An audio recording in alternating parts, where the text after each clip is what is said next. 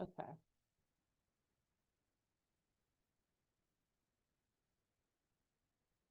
You guys see me? Okay, so Hector just made you a co-host, and so I'll share it in here. Yep.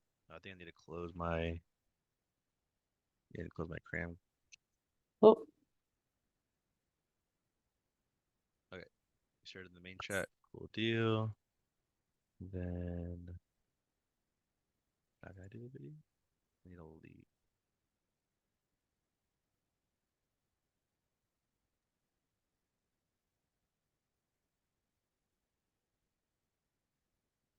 Gonna end the broadcast on Crowdcast.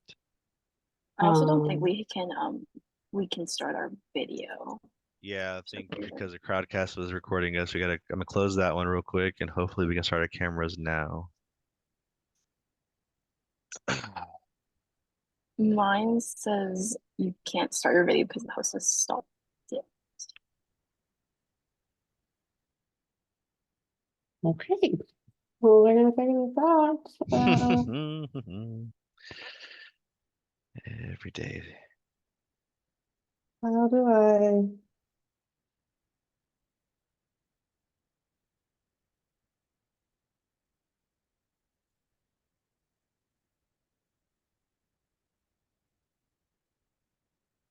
Choose a different camera setting.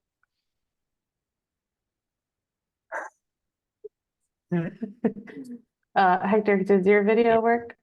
No, I thought it was a Crowdcast thing, but it's just failing to come up. It could be the same reason that Megan's dealing with, but it's just not turning on. There we go. Okay, Megan's on, maybe now. No, still no. Let me leave and come back really quick. Maybe that'll do something. Okay. Be right back. Oh wait, no, leave webinar. I'm gonna make you the co-host there, Megan. 1 sec.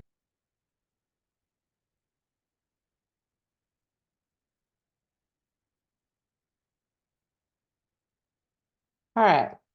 Human Geo. Y'all are patient. Shout out to all the attendees. Yes. Okay, so now I'm doing the same thing that Megan was dealing with. It says you can't start your video because host has stopped it. So now we have an easier problem to solve. Okay. Megan, can you You want to make me the host just kind of again? keep going with where you're going, and then I'll try to get the rest of the people. Yeah, 1 second. Let me have the slides up. 1 second, guys. Thank you everyone for bearing with us. This has never happened to us before.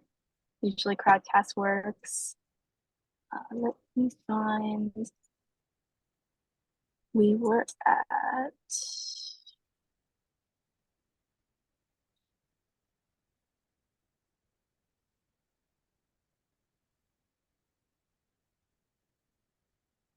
Do you guys remember exactly Yeah. where?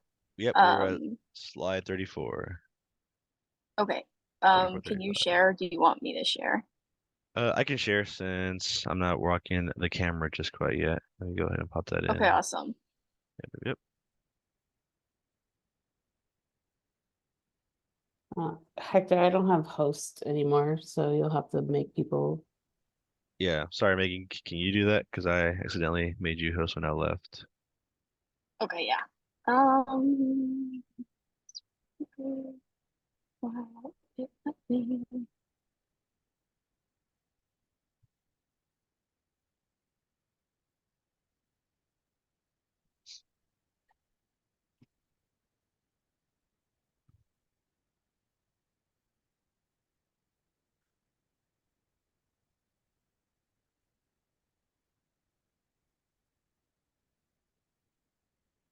Okay. Eliza, do you want to pick this back up? If you can.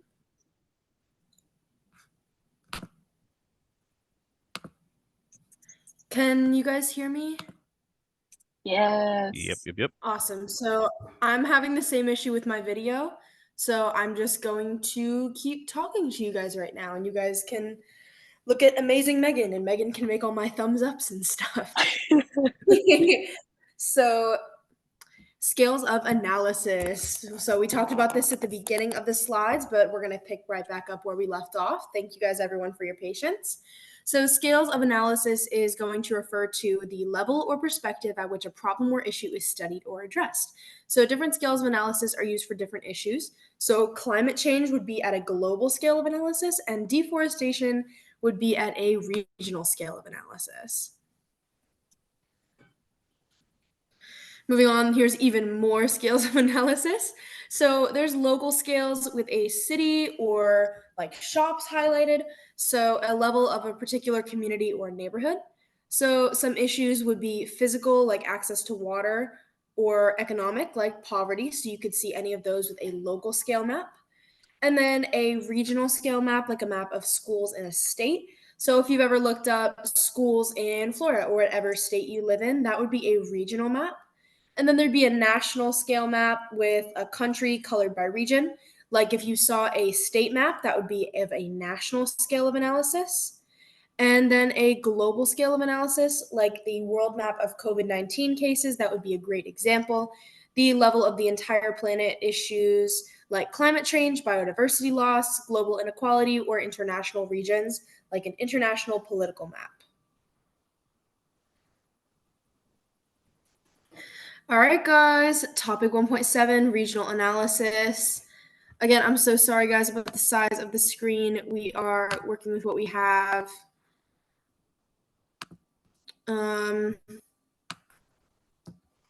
One moment, please.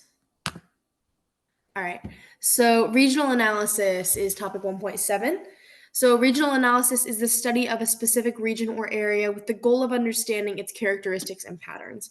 So this is going to be used for a ton of purposes like planning, policy making, decision making, all with studying the region. And toponyms are going to be place names like NYC is named after the Duke of York. It used to be called New Amsterdam with the Dutch, but that's US history. A vernacular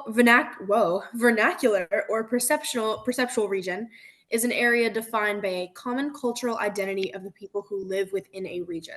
So if a state has a particular religious identity that it aligns itself with, that would be a vernacular or perceptual region. And then a formal or uniform region is a geographical area that is defined by its uniformity in a specific characteristic. For example, if you looked at a military base, that would have a higher population of men than women simply because of the gender specificities of that workforce. And then a functional or nodal region is defined by the flow of goods or services, information, etc. So that'd be like an area of high trade. That would be a functional or a nodal region. Hey everybody, sorry about the slides issue. Gonna fix it right now. Just didn't want to interrupt Eliza. No worries. Thank you, Hector. Yeah, team effort. So I want to, not the whole screen, but just the tab.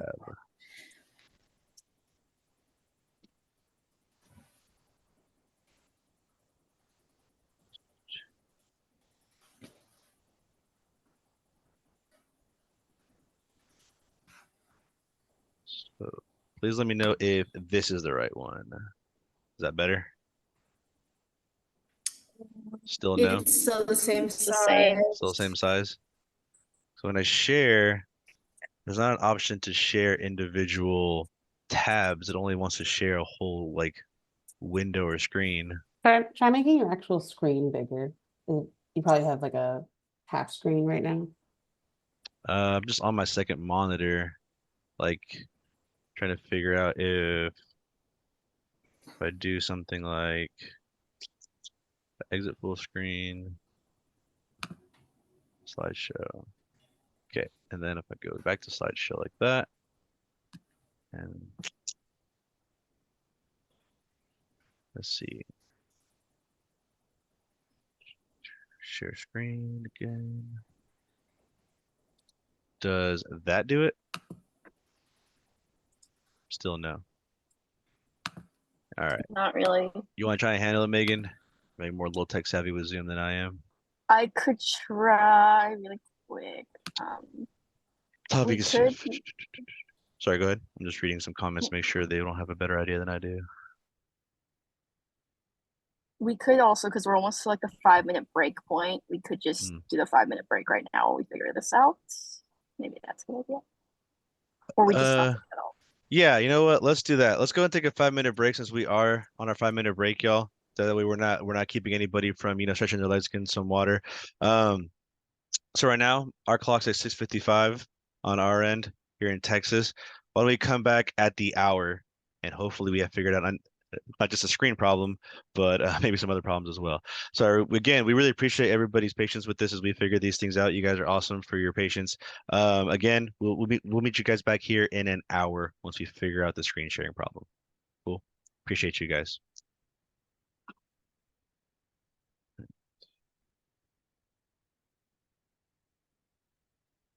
You mean in like a few minutes? Sorry, in 5 minutes. Pardon me. Hey, yeah, in 5 minutes at the hour. Yeah, good looking out. Good looking out. All right. Is this big or no? Yeah, I mean, that's better. yeah, that I can see that pretty well. Yeah. Okay. Can you guys hear the sound or no? Hear you. Yeah. Can you hear the sound from? Is there supposed to be sound on this video? I don't think so. On the 5-minute video, I think there's a Okay. song. Yeah. But Oh, there's a song. Okay. Let me figure out if I could share this. there's not a song. You're right. You're right. No song. Okay. Let me see if we can make this. Oh, no.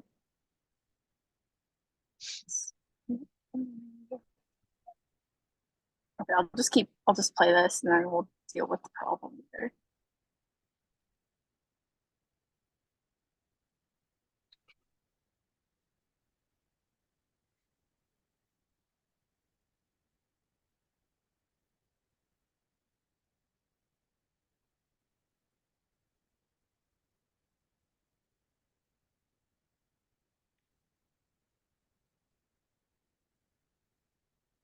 I'm also gonna run to the bathroom real quick during this break, but I'll see you guys in a bit. Oh, camera works now. Cool.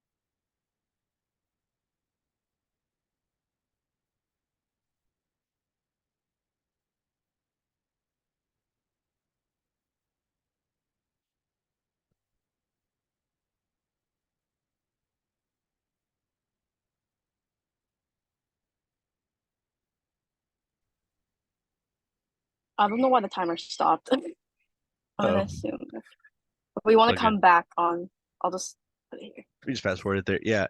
Yeah. Real quick, Megan, since Mhm. you're in charge of sharing now, I'm gonna share with you the host cram quiz link. I'm gonna DM it to you, and then Okay.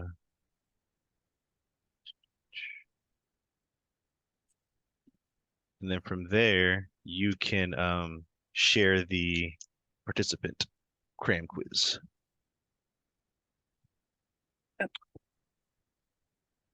Wait, so the link you sent to me is the host one, correct? Yeah. That should be the host one for you to click on, and it should just pop up and say, Okay. cool. Hey, don't thank me. Megan is the brilliant college student who figured out Zoom better than I did. I haven't had to use Zoom in like 4 years, man. All right, welcome one back, second. Let me everybody. I'm gonna get this loaded up and ready for us. Yeah, go for it. Oh, that's not it. And it just did that. Okay. There we Good. go. Is it okay? Is it good now? Yeah. Okay. All right, I think we're Should I there. just move on to unit 2? Let's do the cram quiz. Let's take a little break from the Google Slides Okay. and let's have some questions going. All right. All right, everybody. So All Megan is right. here going to start up our first cram quiz of the night. So Megan and Liza are going to run through this, going to give you guys some questions. Okay, one Yeah. second. You guys, can you guys hear the music? I personally don't, but There. Okay, there's that should be the join thing, or you can scan. hang on a second. I think you sent it to just us. I got you, Megan. This should be the link for everybody to join. Okay, let me see if I can.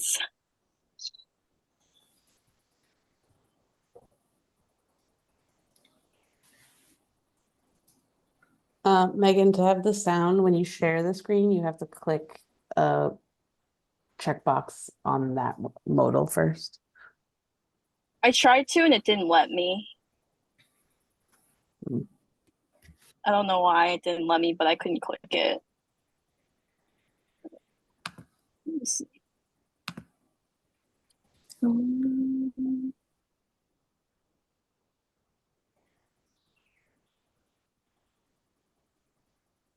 Okay. Maybe I'll try to figure out for the next one, but I think for now, just stick with not having music because my computer's not letting me do it for some reason.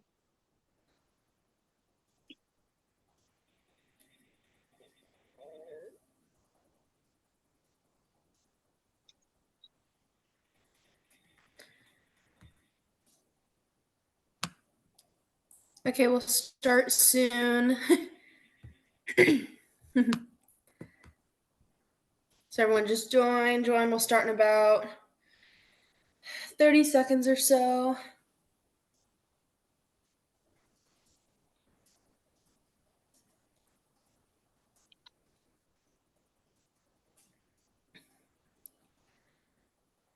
All right, we can probably go ahead and get started. Okay. Okay, here's So you guys can still question join, one. but we just started. So how does a chloroploth map facilitate understanding of human environment?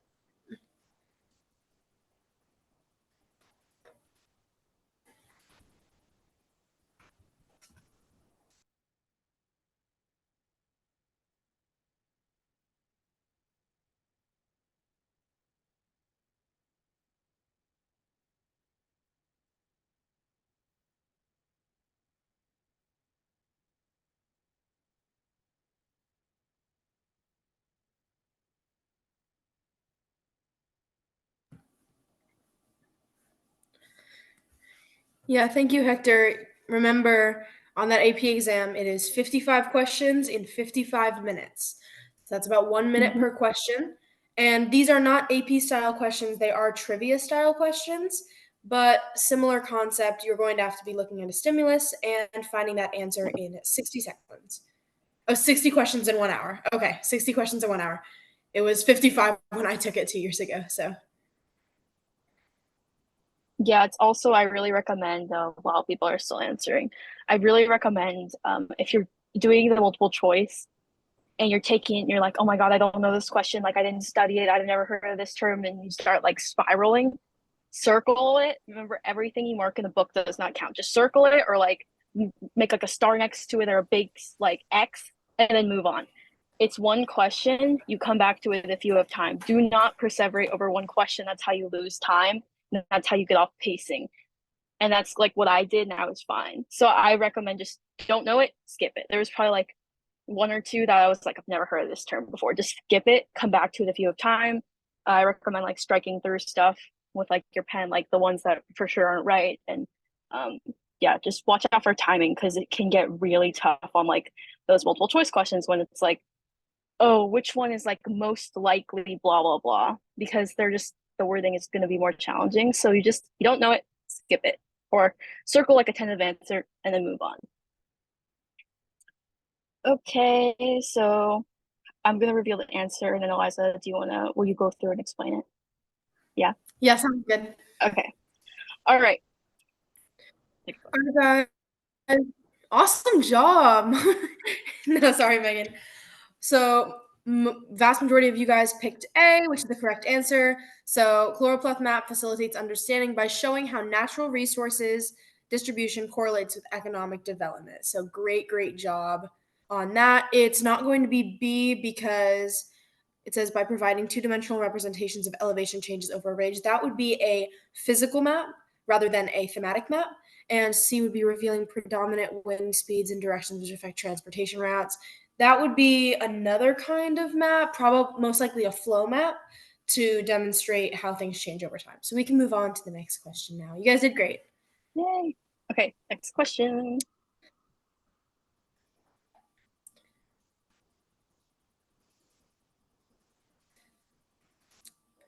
You guys have got this. You're going to do awesome.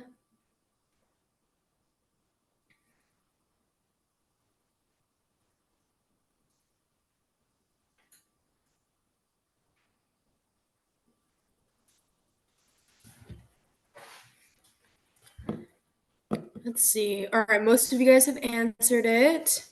Let's try and get a few more.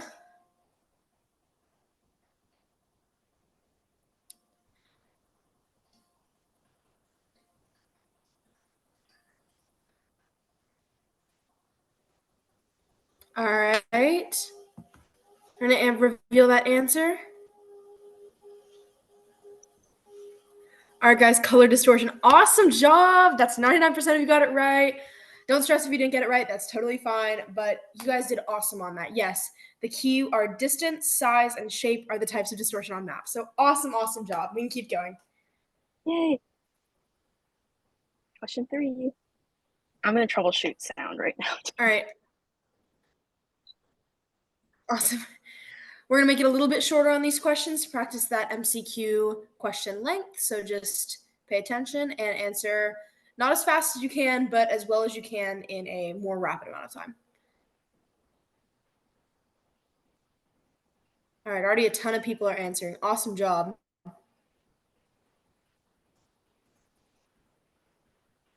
About half of you guys, even more. All right, when it gets to 70, we'll reveal it. All right, let's go ahead and reveal that answer. Awesome, guys. Great job. Still most of you getting this right. So when analyzing census data to determine demographic changes in a city over several decades, we're going to be using GIS or geographic information systems to visualize spatial patterns. So that's what we just went over in, I believe, 1.4. So great job, and you guys remember that. So it's not going to be spatial statistics because it's going to be an actual system that is used to find this data. All right, we'll move on. Question 4, which of these would be a form of quantitative geographic data?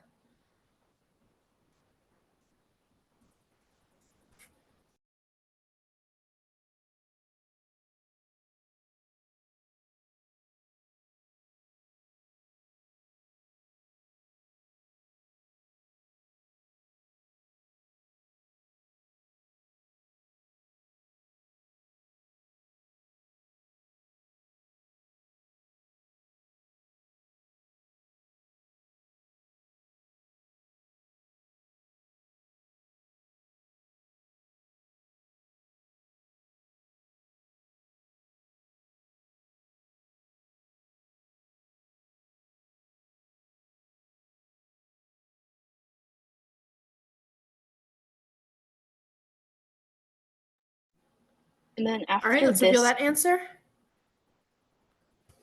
Oh, sorry. Here we go. Yay. And quantitative. Oh, sorry, go ahead. No, all good. Just keep going. We're gonna finish this cram quiz, and then I'm gonna try to troubleshoot the audio after this. So just letting you know. All right, awesome. And Quantitative geographic data is going to be the literacy rate in different countries. That's awesome. So geographic because of the different countries, and it's quantitative because it's the rate of literacy. So great job. Most of you guys got that right. Next question.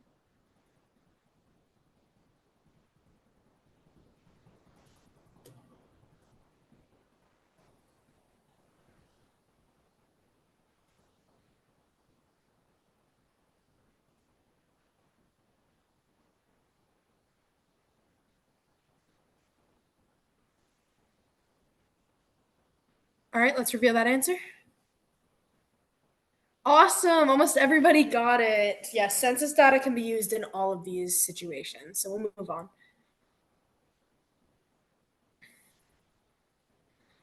All right, let's get this question answered.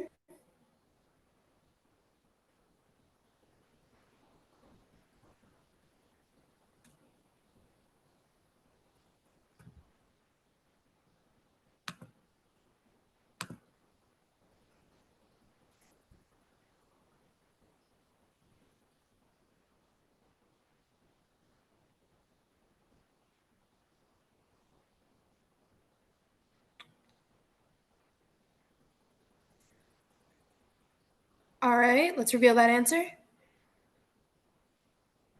Awesome job, you guys. You guys are really getting Unit 1. I'm so proud of you. So, yes, the U.S. government agency most directly responsible for counting and collection information about the country's inhabitants, meaning population, would be the Census Bureau. Great job. We won't go over that too much. I think you guys have got it. All right, a little bit longer of a question. Keep on going.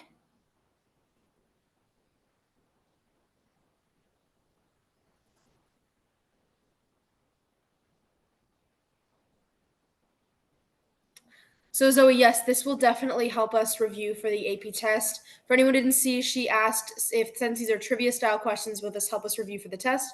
Definitely. You need to be able to review trivia style questions before AP style questions so that you understand the information before you can apply it.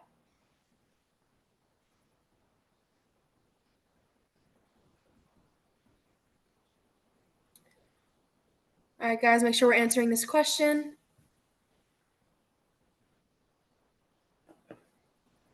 And Parker, you'll be able to find AP style questions on websites like albert.io. I know there's some on Quizlet, AP Classroom when it's not a little bit messed up, but those are definitely great areas to find those questions.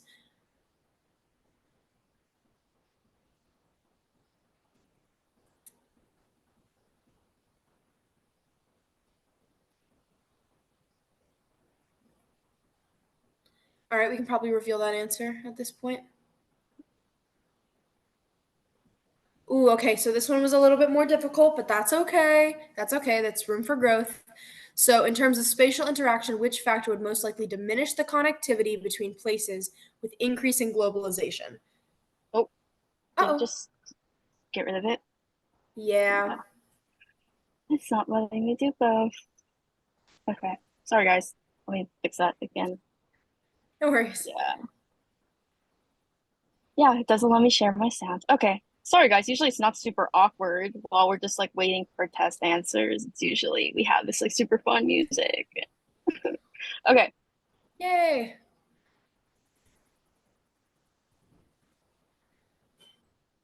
Do you want the next question? Yes. Okay. Okay. Yay. Okay, so yes, we are going to explain that question. So I do luckily kind of remember the answers that we had. So time-space compression with the increase of globalization. It's okay, Megan, you're fine. So time-space compression with the increase of globalization is going to increase interaction between farther locations over time through the introduction of technology and other information that connects longer distance places. But so that is going to be a great predicting factor when population increases, that space is going to be more connected over time.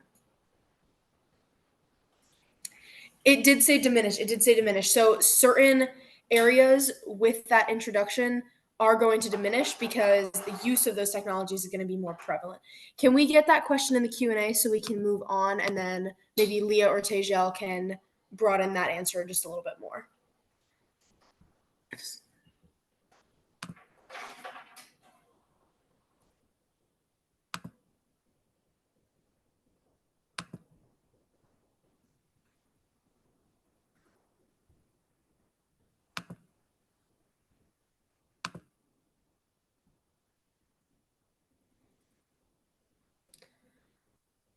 All right, guys, make sure we're answering this question. And we can probably go ahead and reveal it. Okay, guys, awesome job with this one. So distance decay is going to relate to friction of distance, with both involving the idea that increasing distance reduces interaction of exchange or rate between locations. So this was the question that came in the chat when we were still in Crowdcast, so I'm really glad that this came on here. You guys did really well with this, so you can see that these two concepts are highly related. So we can move on with this. All right, what practice reduces water consumption in agriculture? So this is a little bit more different of a question, but this is also important for that that environmental change.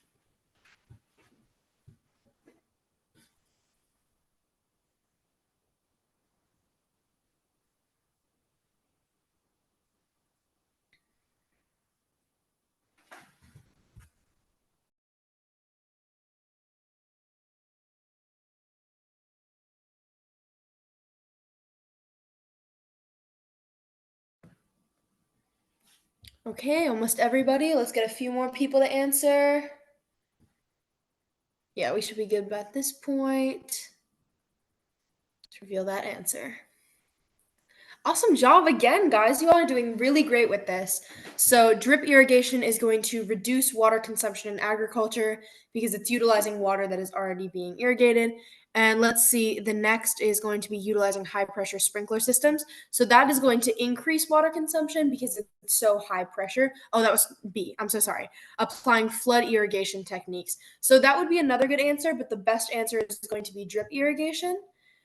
Because it's going to be utilizing pre-existing water, whereas flood irrigation depends on a flood to be used.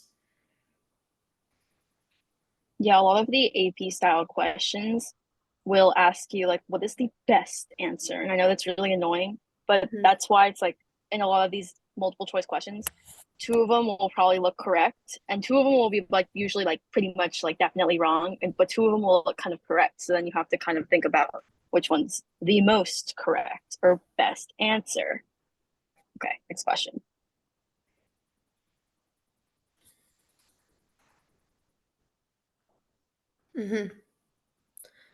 AP questions, like they're all going to be very similar to that, regardless of what AP test you're going to be in.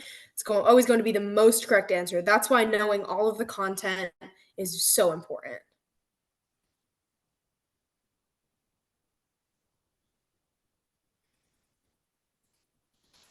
Yes, you can use that QR code to join on a phone, or you can type that link into your browser and follow along with us.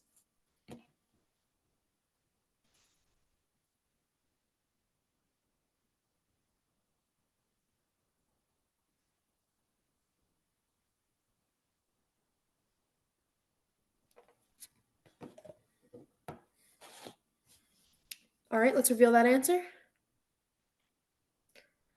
Yes, great job. 97% of you. Awesome. So which of the following is included in the United Nations perception of sustainability? And it's going to be all of the above. So social, environmental, and economic. Remember, it's those 3 main factors that we talked about earlier. Next question. So Parker, to answer your question, what's the best way to choose once I get the potential correct answer down to 2 or 3? So the great thing about getting an answer down to 2 or 3 is that you're already closer to getting the right answer. So you've went from a 25% chance of getting it right to 75 or 50, which is really, really great. So eeny, meeny, miny, mo. I would honestly, if you take your scratch paper, write down a little bit of what you know about each answer choice, and that could help jog your memory about which one would be the best answer to the question. That's what I do. And if there's an issue to where you really just don't know the answer, pick one of the 3 that you think it might be.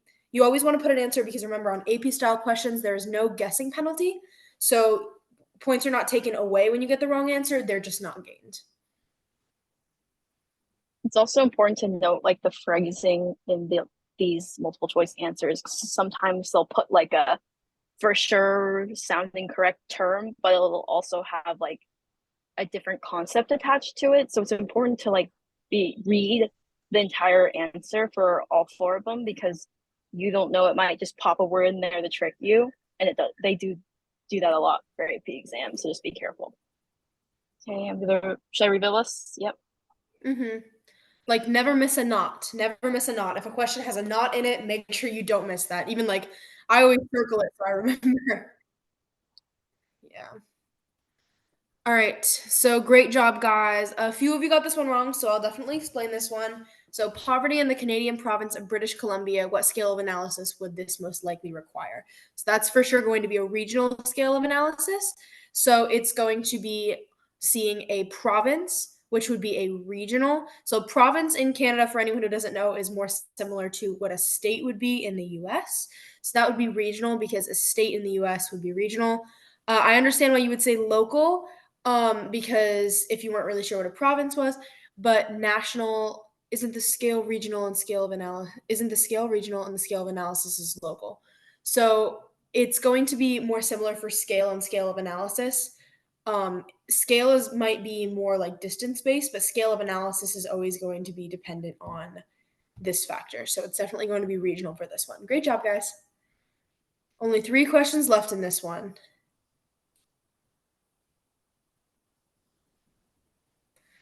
Okay, this is a much longer question. You guys have got it. Just lock in. Just lock in.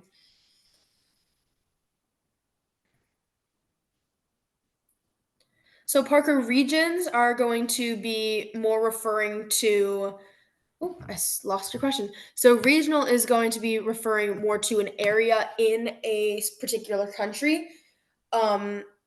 Continental isn't particularly a scale of analysis, but once you're looking at an entire continent, you're looking more at a global scale of analysis.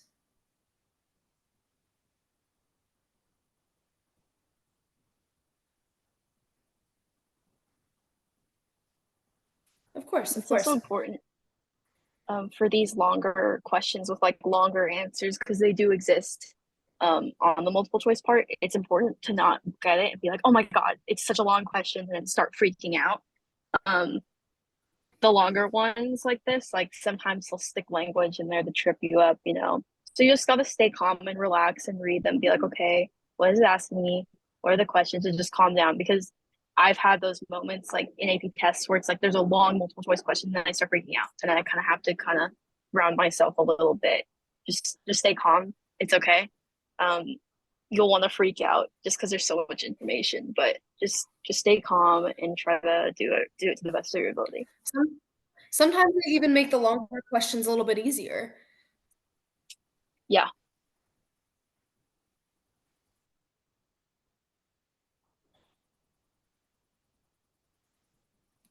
All right, guys, almost all of you have answered that, so we're going to go ahead and reveal that answer. Awesome, 76% of you. Yes, it's going to be A. So what role does scale play in determining the relationship between educational attainment levels and demographic transition stages among sub-Saharan African nations? Oh, sorry. So varying local investments in education result in disparate impacts on demographic transition within countries, reflecting uneven developmental processes across different regions. So it's okay, guys. It's okay. It's okay. So it's definitely going to be this, because demographic changes would for sure play a role in education levels. Don't worry, guys. Don't worry, guys. Let's make sure we're paying attention. So sub-Saharan African nations progress linearly through the demographic transition model stages as upper secondary school completion rates increase uniformly through holistic advancement strategies implemented across scales. Okay, so that would be an example of this for sure, but it would not be the main role that this plays. So that's another case of best answer.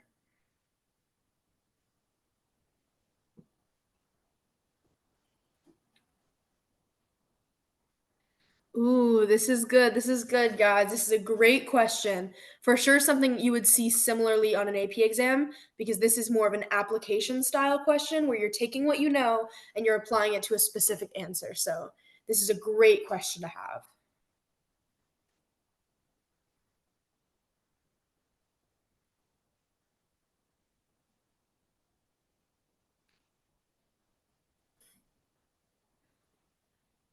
All right, you guys are answering pretty fast. That's awesome. Yes, this one made you think. Yeah, that's the AP style questions. They're gonna make you think. It's not gonna all be easy. I wish the AP style questions were like a Kahoot, but they're not.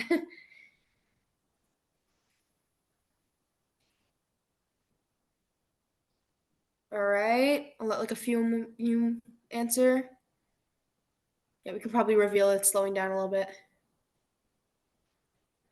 All right, guys, formal region. Yeah, this one was harder. That's okay. That's okay. It's going to be totally fine. Let's see. So a perceptual region, a formal region, a vernacular region, or a nodal region. So perceptual and vernacular, yes, those two do mean the same thing. However, if it's not the correct answer, you'll probably see two of them. So the fact that both of those answers were on there is actually a clue that that is not going to be the right answer. Yes, so they are the same. Awesome job, guys. Remembering that is great. So in that case, if you're narrowing down, yes, we're going to explain what a formal region is. So a formal region is going to be described by a specific trait that nearly everyone in the region has. So it's going to be a more uniform trait.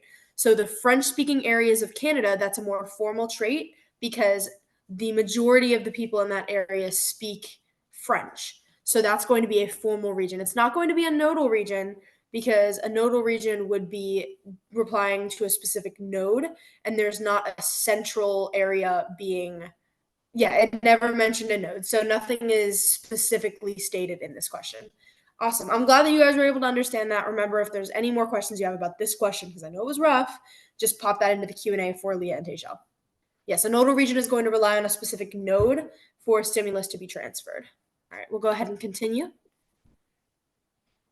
Last question. All right, last question, guys. Yay!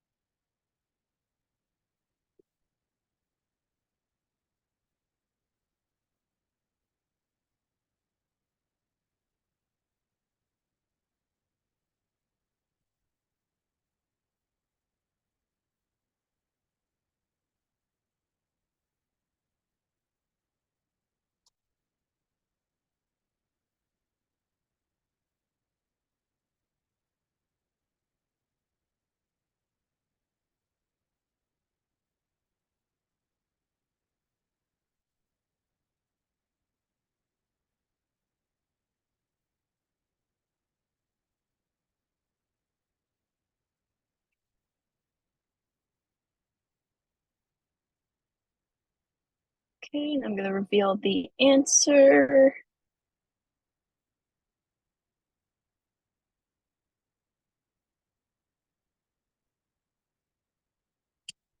Okay, I think some people got roughly almost half, but we still have some confusion. So Eliza, do you want to explain that one as well? It's the last one.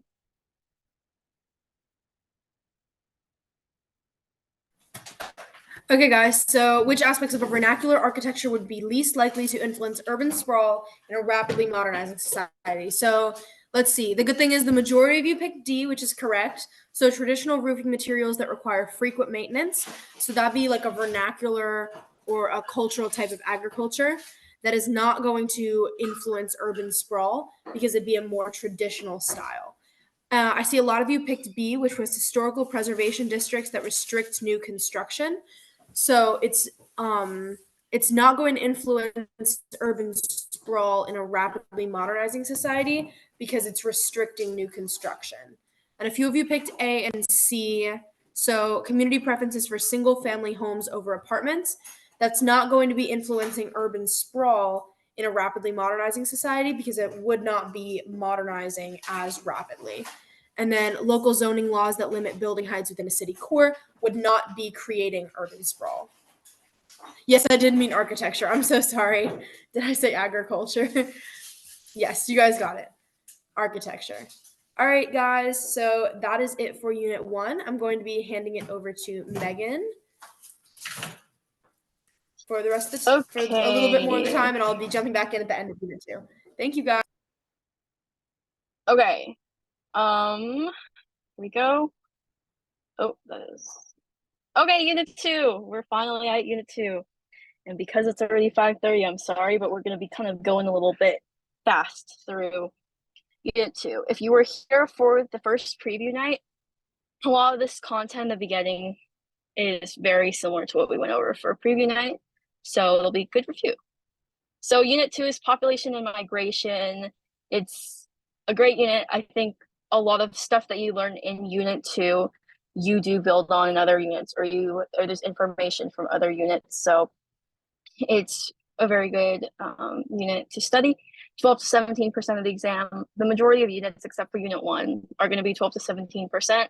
And like we kind of were already talking about when we did crowdcast, it really kind of just depends on the exam. There's no one unit that's going to come up more than the other usually. Okay, so first is topic 2.1, understanding population distribution.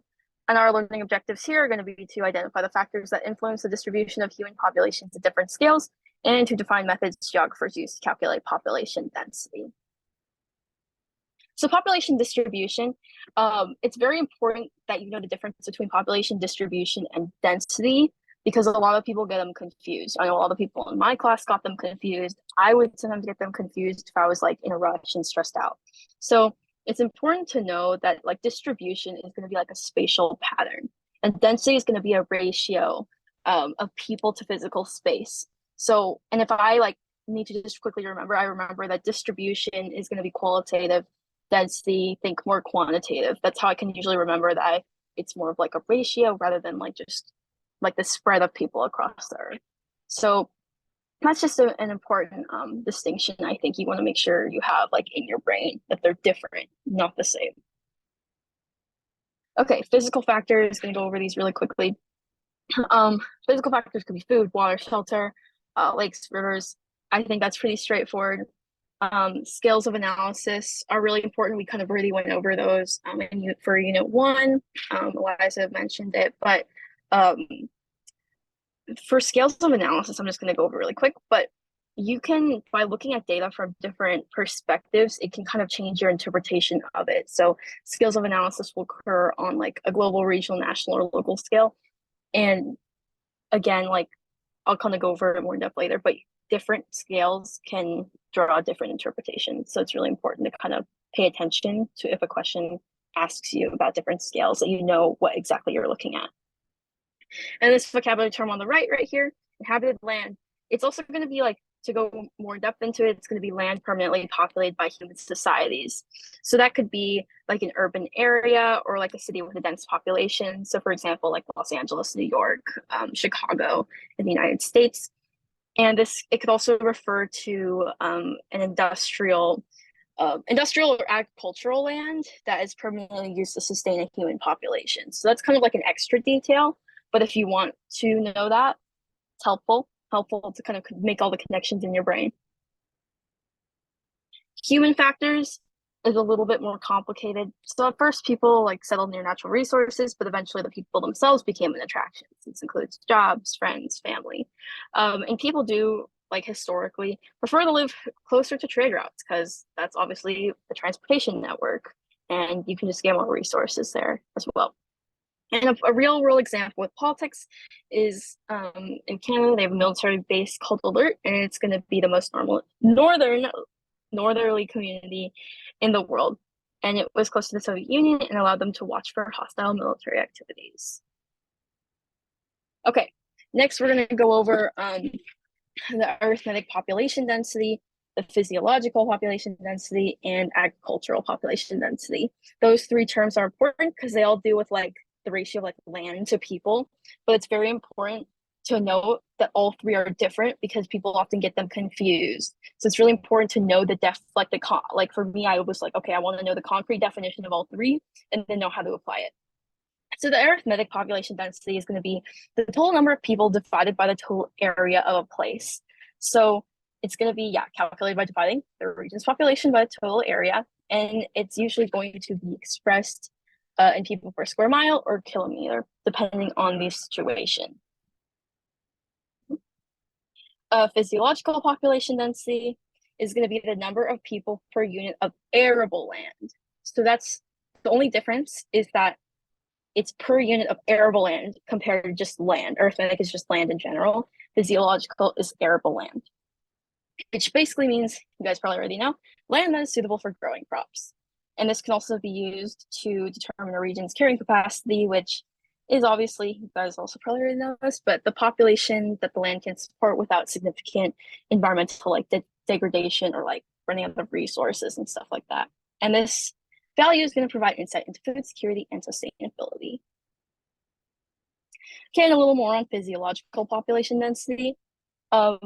Obviously, just because of like weather conditions and environmental conditions, not all countries can produce enough food. So a lot of food must be imported.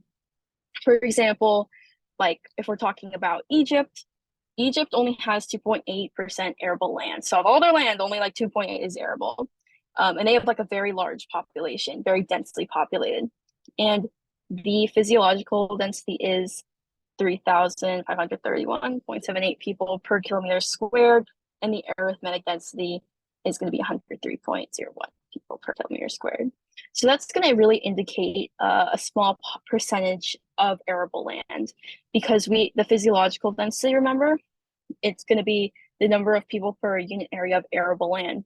So if there is like a ton of people per kilometer square, that like tells us that there's a very small percentage of arable land. And on the AP exam, they might give you this definition and be able to be like, okay, like what can you draw from it? Or like, what does this indicate? And there will be like a list of answers, right? And you need to kind of know, like, what does a high physiological density mean? What does a low physiological density mean? What does a high arithmetic density mean? What does a low arithmetic density mean? And kind of like, if there's like a high physiological density, a low arithmetic density, like kind of what that means.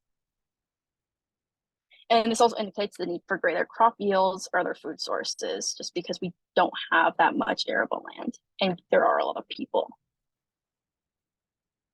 Okay, and we're going to do this practice MCQ, just trivia based on kind of like what we just learned. And you're going to have 2 minutes. I think we're just going to put those in the chat. I don't know if we have polls for that on here.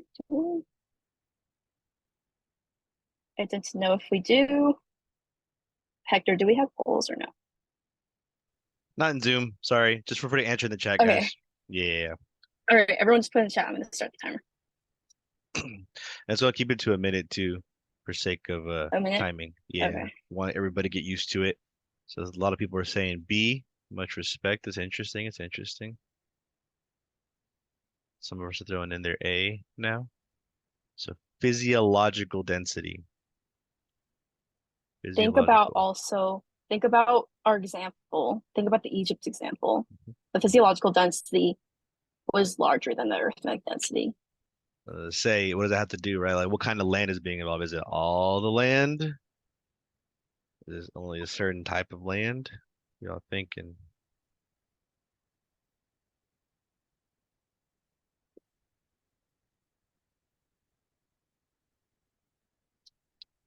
Really think about that Egypt example, because this basically kind of goes right back to that. Does Egypt have a lot of farmland?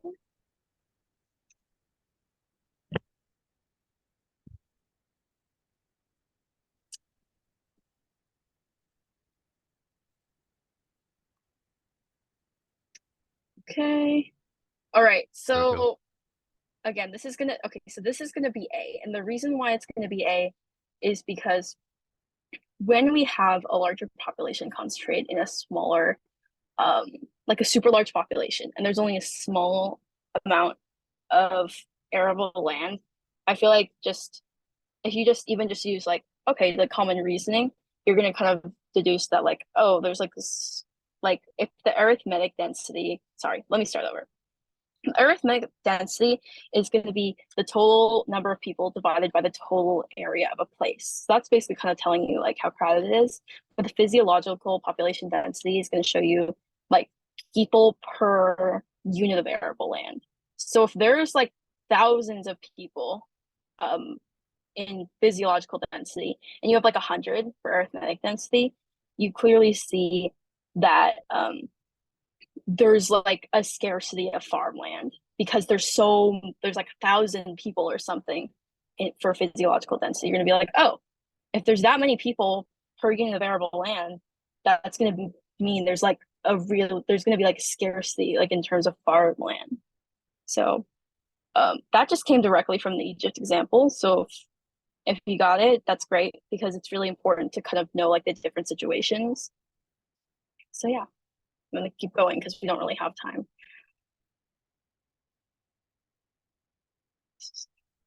Okay, agricultural population density.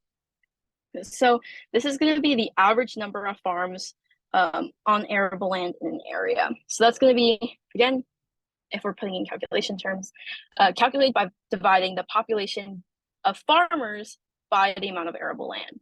And it's going to provide an indication of the efficiency of the region's farmers. And it can also give us insight onto, it can also give us insight about how developed or if the country is still developing. But it isn't always an indication of overall production. Okay, so here's an example. So for developed countries, we're going to see that there are like fewer farmers, but because what is typical of developed countries is they're going to have more machines, more technology, and because they have those machines, they're going to need less people, obviously, but they're still going to have a larger output than developing countries. In less developed countries, we're going to have a lot more farmers and not as many machines because, again, they're still developing. Technology is still being made better and everything. So yeah, lots of manual labor. It's possible that it'll still be required, but the output most likely will be smaller just because it's people doing it rather than these big mechanized machines. Okay, here's another practice MCQ. I'm going to have 1 minute to do this. And you guys can get started.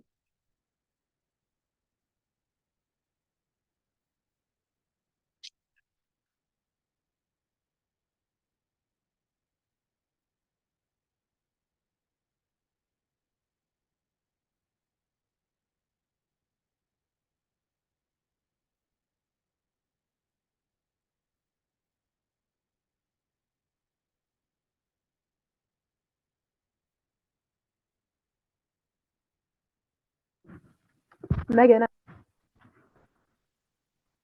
What's up?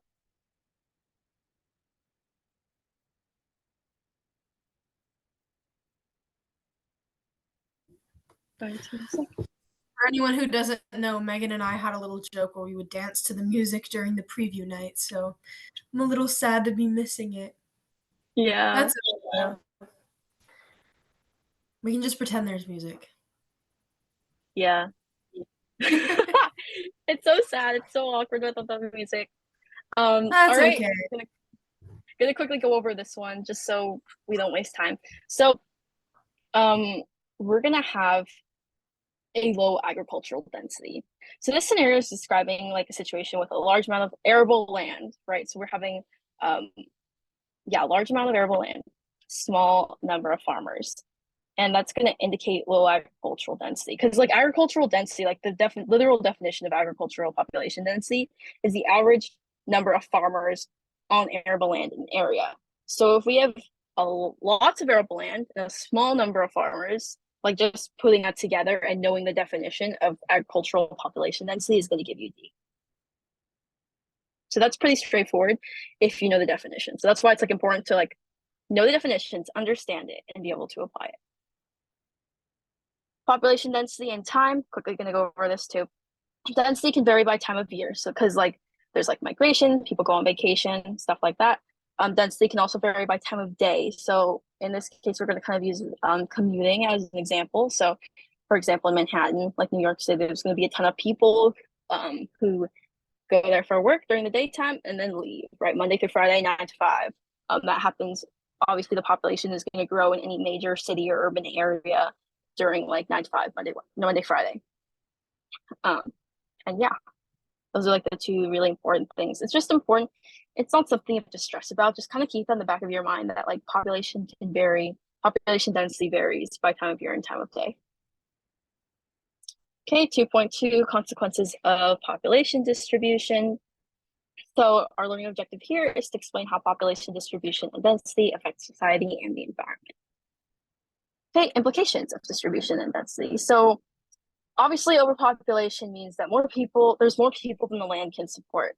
And this also relates to carrying capacity, which we discussed earlier. A higher population density is going to create strain on the environment that is drawn right from carrying capacity. And yeah, so cities could be built on land with low carrying capacity, such as areas of poor soil, but for historical reasons, many are located on land with the greatest carrying capacity.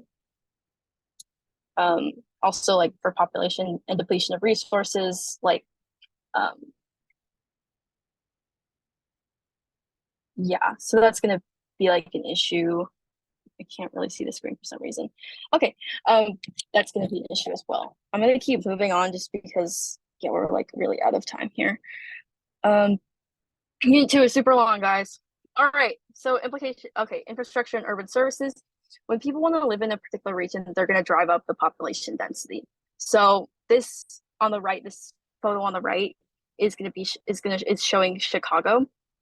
And you want to know like kind of the difference between high density housing versus like single family homes and like location wise, like where those differ. So in centers of big cities like Chicago, we're going to see like apartments, condos, everything is going to be kind of built up and very close together, as opposed to in more rural areas or areas where it's more spread out. So if we look at the diagram, like those greener areas, we're going to see more single family homes. And aside from that, services are going to be more cost effective in the high density areas, as like the cost is mostly going to come from labor. And also in high density areas and high density housing, so specifically in those big urban areas and cities, contamination of the water supply.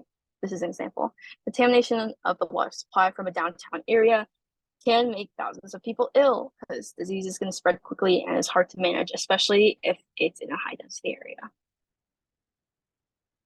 Okay, here's another practice MCQ. Sorry we're moving so fast. Unit 2 is so long and we have a ton more slides to get through. So we're going to allow 1 minute for this if you guys want to start answering it. Yay, MCQ! Don't forget to send it to hosts and panelists.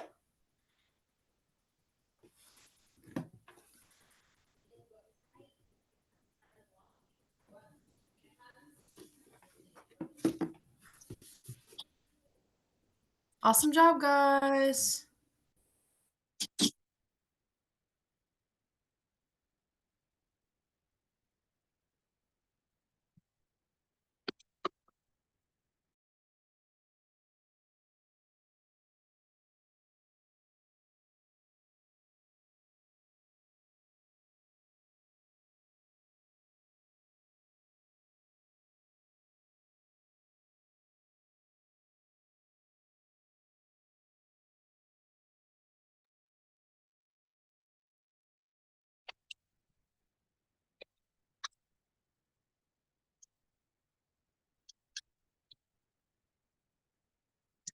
Okay, answer is going to be a decreased level services like schools and hospitals. So the reason why this one I think is also like it can't, by like process of elimination, it can't be the other three. It's like going to be D. So, and the reason for this is that when there is obviously going to be like a population increase, the resources like in the city, like schools, hospitals, public transportation, like that, those resources are going to have like strain put on them. So yeah, because we have a ton of people and we can't produce or like up the quality of those resources as fast as like an increase in population. So most likely we're going to have a decreased level of those services because we're going to have so much demand for them. People are going to want them more. Most likely there's going to be there's going to most likely be a lot of strain put on them. And that's why we're going to have like a decreased level of those services. And just to kind of quickly go over the other three, or obviously there's not going to be increased farmland. Like if anything, there's going to be decreased farmland because of urbanization and everything with all the like more buildings being built and stuff like that. Most likely not going to be increased.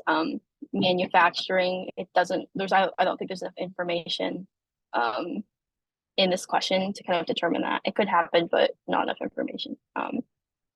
Decreased government representation, again, like we don't really know exactly. It doesn't really give us enough information for that question either. Like it could happen, but again, D is going to be the most correct for this situation. Okay, topic 2.3 is population composition. And our learning objectives here is to describe elements of population composition used by geographers and to explain ways that geographers depict and analyze population composition.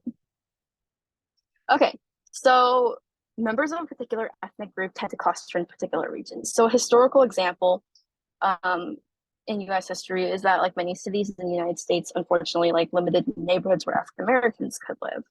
That's an example of like an ethnic cluster. And we also see today that there are many neighborhoods that are named for certain ethnic clusters. So we have like Little Italy, Chinatown, Little Havana, Little Haiti. So like all of those. If you guys have any of these near you, feel free to drop them in the chat just so we can kind of all see different ethnic clusters around us. But some near me, because I'm currently living in Los Angeles right now, we have Little Tokyo, we have Koreatown, what's the other one? Little Armenia. So like there's a bunch of different ethnic clusters, it's really interesting to learn about these. Here are the pictures of the different clusters. Population composition, kind of already went over it, but here we can kind of see it a lot clearer. So we look at this map right here, and just looking at it from like a national point of view, like just looking at the entire United States, we kind of might make the interpretation and conclusion that like, oh, this is just based on African American population, by the way. We might think, oh, African American population is just concentrated in the southeastern US.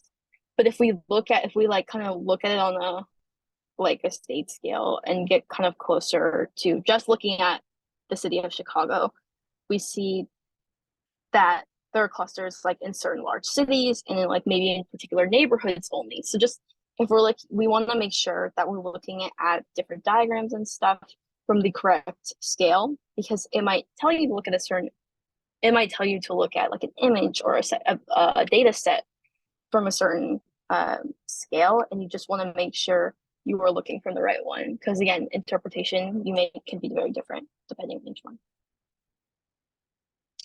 Population composition, age, sex and gender.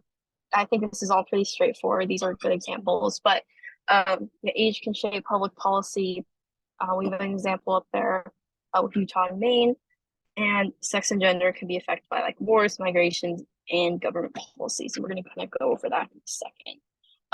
More examples listed there that are good to know. Next, we're going to go over population pyramids. I feel like population pyramids and that demographic transition model are kind of like the meat of this unit. So we're going to spend a lot of time on that. A population pyramid is a model that's going to show the age and sex demographics of a particular country, city, or neighborhood.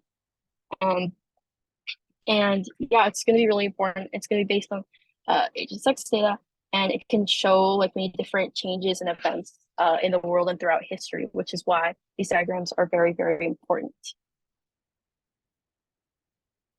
Okay, so here's an actual population pyramid. The vertical axis is going to show cohorts in the middle. Those are our age groups. Males are always going to be on the left. Females are always going to be on the right. And this horizontal axis at the bottom here might be percentages, might be absolute numbers. It really depends, but you want to be able to kind of recognize both. And it's usually almost always going to be on a national scale. I hardly see it like on like, I think neighborhoods, like no, not really. It's almost always going to be on the national scale. I never saw it not on a national scale on the exam last year. So just kind of, it's probably going to be national. And these cohorts, again, they're going to be unified as a specific common characteristic. It's going to most likely, it's age for these population pyramids. Okay, and so when you're reading population pyramids, every population pyramid is unique, but they usually can be categorized into 3 different shapes. An expansive one is going to show a young and growing population. Oh, sorry. Constrictive is going to be showing an elderly and shrinking population, and stationary is going to show little to no population growth. So if we look at expansive, this is an example right here of Rwanda in 2015. We're going to see that the population is very young and growing. So we're going to see that there's a very huge population of young people. And that also tells us that there's not many older people, because we don't have as many older people in the top, because people don't live as long. Usually this is typical of developing countries with still very high fertility rates. And again, lower life expectancy, clearly, because we can see not as many people reach that older age of like even 50, right? Okay, constrictive, this is an example of South Korea in 2018. This is gonna show, again, populations that are elderly and shrinking. So it might kind of show like a smaller percentage of individuals in the younger age bracket. Again, it looks kind of like a beehive. And it's gonna be typical of countries with those high levels of social and economic development, and like where most of the population is going to have access to quality education and healthcare. And the last one we're going to go over really quick is stationary. So this is going to represent a population that is not necessarily experiencing significant growth in their population. So it's going to kind of look weird. It's going to look like kind of a rectangle. So we're going to see like equal percentages across the age groups. So the population isn't really growing or shrinking much. And it's going to be typical of like those developed nations that have like low birth rates and a pretty high overall quality of life. And this example is the United States from 2014. Okay, so you can draw many conclusions from these population pyramids. One of the impacts you can clearly see, like if you're looking at it from a historical perspective, is going to be impact of war, and kind of what impact that has on different age groups. So obviously deaths in wartime are going to be civilians, and it's going to affect people of all ages, but mainly it will affect those males ages 18 to 40, because those are often the people who are going to be sent off to war and unfortunately die in war. But we are still going to see like a dip in the amount of females too, because men and women are often separated throughout history, like during wartime. People aren't going to be having families. People are going to be stressed, trying to like survive and everything, have enough food. So most likely we don't really see as many people being born. So if we can see right here in the diagram on the right, we're going to go over something called like a birth deficit. And a birth deficit is exactly what I was just talking about. Is when men and women are separated and will delay having children. And this will create a slowdown of births. As we can see in this post-World War II graph of Germany in 1950, we're going to see kind of that cohort, the 30 to 35 aged cohort. We're going to see that birth deficit, where it's like people weren't having as many children during those years. And that's why it's so much smaller than the rest.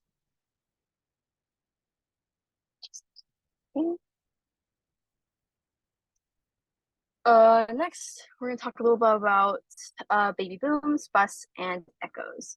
So once a war is over and like everyone comes home from war, it's all happy and everything like that, the birth rate is often going to spike, because people come home, they're all happy. They're like, okay, like now that we're done with war, like we can start a family, we can like live together and everything. So that is going to create a baby boom, and that's going to be when more people are having kids and everything. So if we look at this diagram on the left, we see that there's like a huge increase in children being born after the war. So that's going to be our baby boom right there. Baby booms are typically going to be followed by a baby bust, which is going to continue until the boomers reach childbearing age, resulting in like it going kind of like it's like a really big bull from the baby boom, and it's going to kind of go in for the bust, and then there's going to be another boom like thing that's going to be called an echo, which we'll kind of go over more in the next slide. So here we can see like kind of the direct more clear diagram and representation of this. So on the left over here in this 1980 diagram, we're going to see the baby boomers are going to be around aged 16 to 34. So we see that really huge boom, and we don't see the echo yet, obviously. But if we look at this diagram from 2015, we see that these baby boomers are now in the 51-ish to 69 range. So we see that boom here, but then we see the birth deficit, and then we see that echo too. In this 2034-ish cohort area, we see that boom that follows, which is really important to be able to recognize when you're looking at this, especially if you get like an FRQ question with this diagram. It might want you to kind of elaborate on it, or it might ask you to describe like what happened or something in the year in the cohort from this to this, and then you need to be able to kind of recognize what happened, or at least be able to kind of look at it and be like, oh, like maybe war happened, there was a baby boom that happened, there was a birth deficit after this, you know. So it's just, you don't need to know specifically, but like kind of knowing that like the World War II baby boom is always a good thing to know. It's pretty straightforward, definitely a good one to know because they might ask about it. Okay, practice MCQ, we're gonna have 1 minute. We did not go over the dependency ratio yet, so this is a good test to see if you know.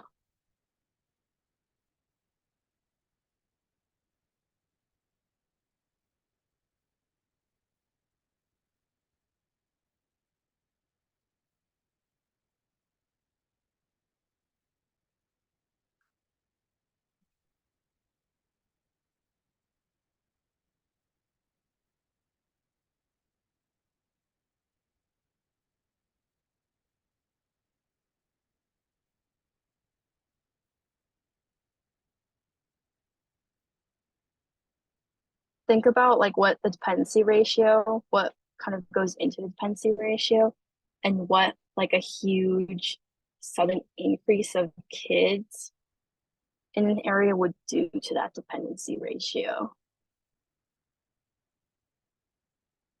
if anyone's having trouble.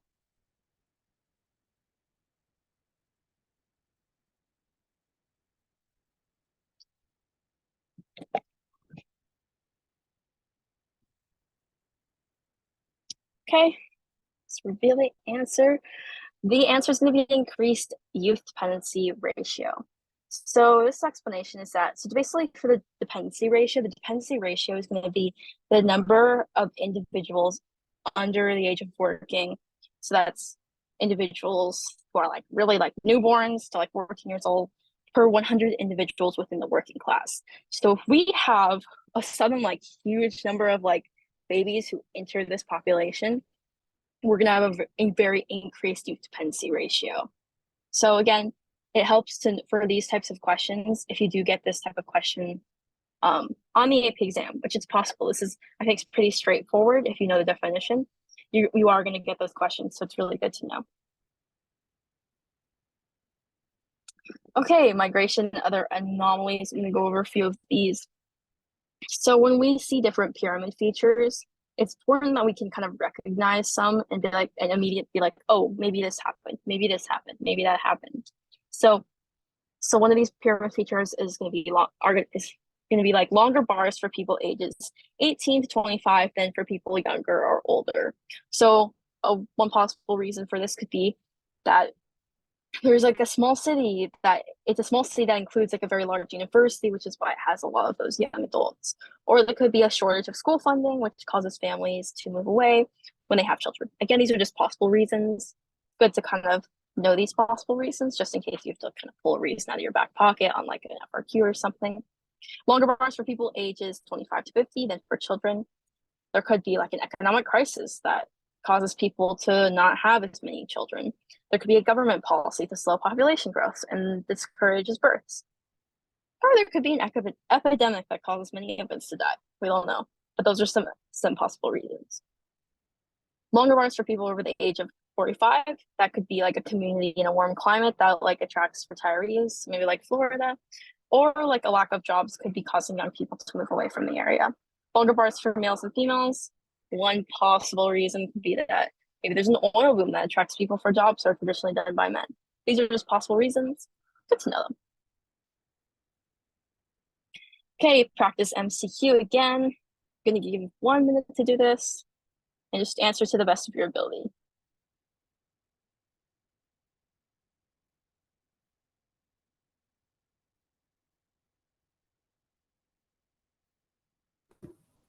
You guys are doing great. Oh, yes, I can relate to the whole past my bedtime thing. I am a chronic going to bed at 9 o'clock person, so this is already very late for me.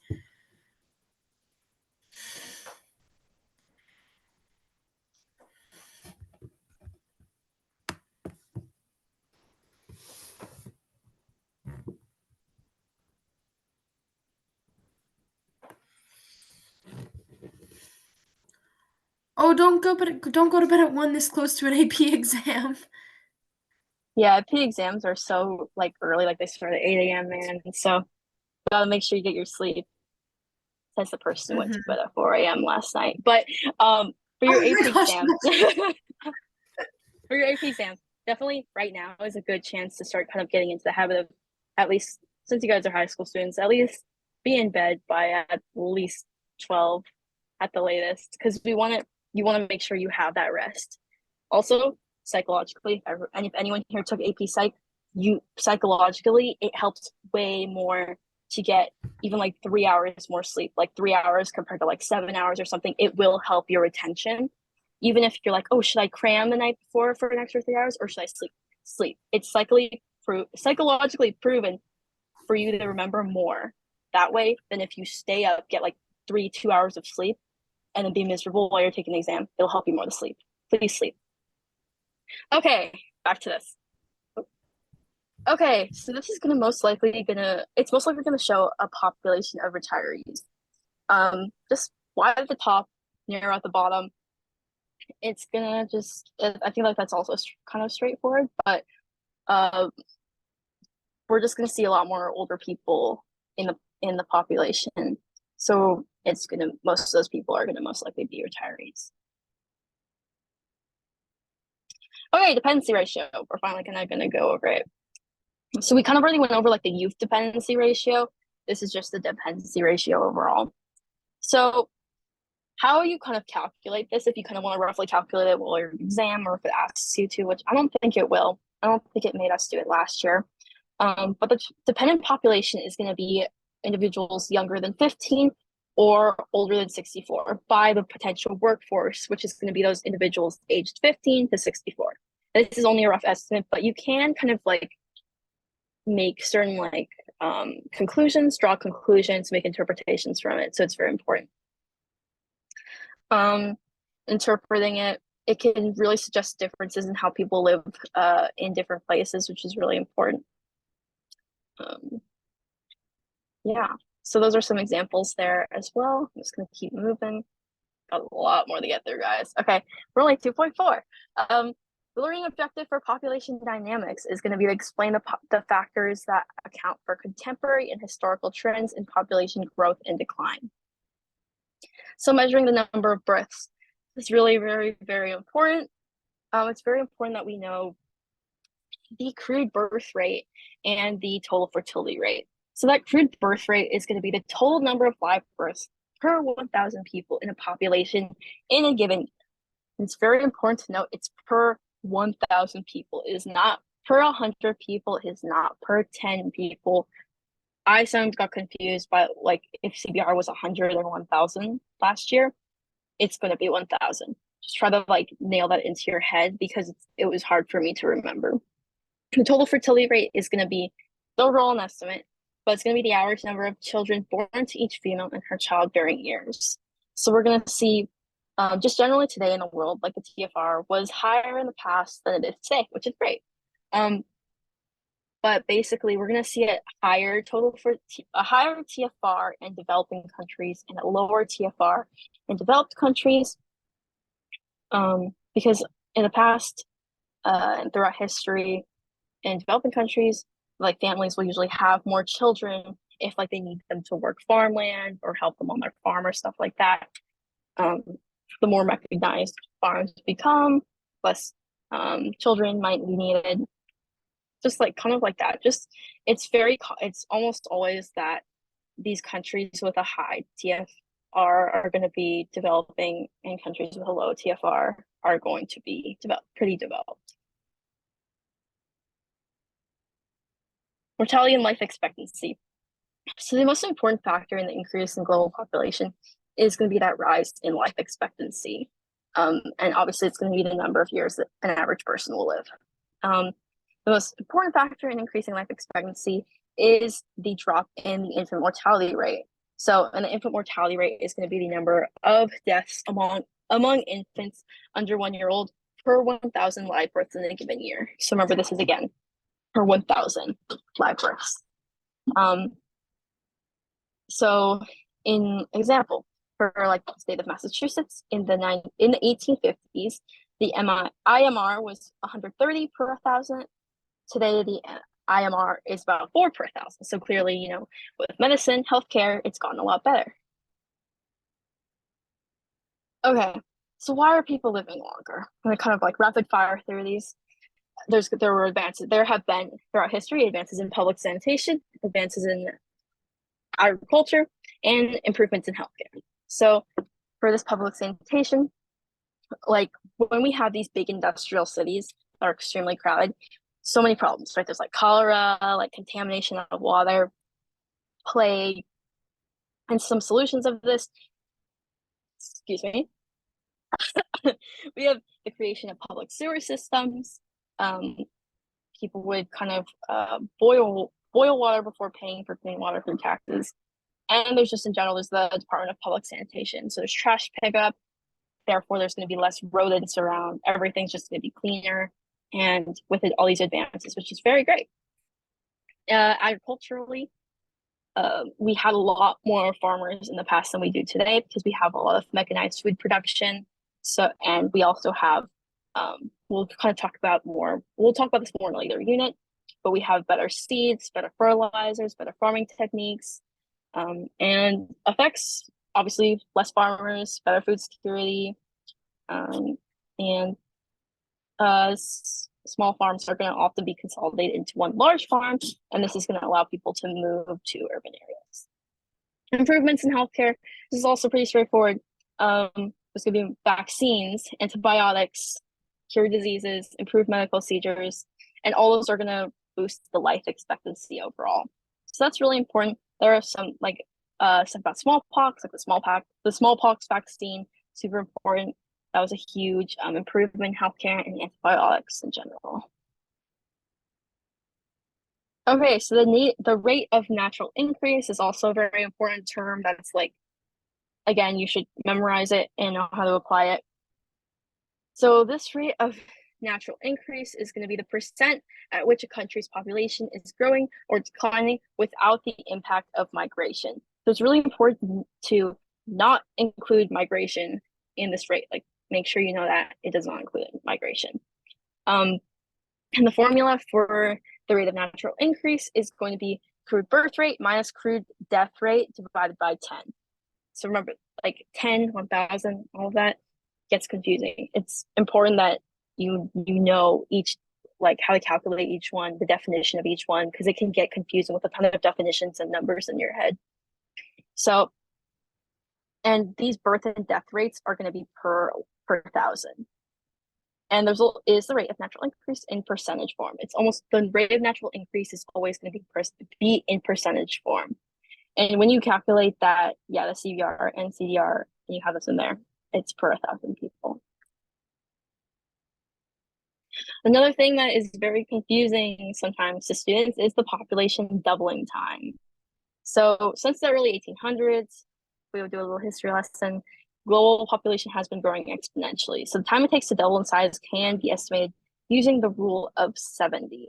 So looking at this equation on the right, you're going to do this, you're going to put 70 divided by the rate of natural increase. And you're obviously, that the rate of natural increase is going to be percent, you just put 0, the decimal, and have that there. You can easily calculate that.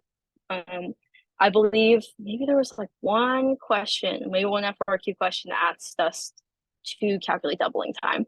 It's probably something that you do have to memorize. I know I memorized it going into the exam. Very simple equation, just 70 divided by the rate of natural increase. Now we're going to talk about everyone's favorite thing, the demographic transition model. Our learning objective here is to explain the theories of population growth and decline. So the DTM is basically going to show those 5 typical stages of population change as countries continue to develop and modernize. So we can see the change in birth rate, the change in death rate, and kind of the overall population. So the death rate is going to be that green line, birth rate is going to be the yellow line, and total population is going to be that blue line. And it can help us really see where each country is, and because each stage has different characteristics, which we're going to get into. So stage 1, each of these stages, we kind of have like a little name from high stationary is like what we call stage 1. Don't need to know it for the exam.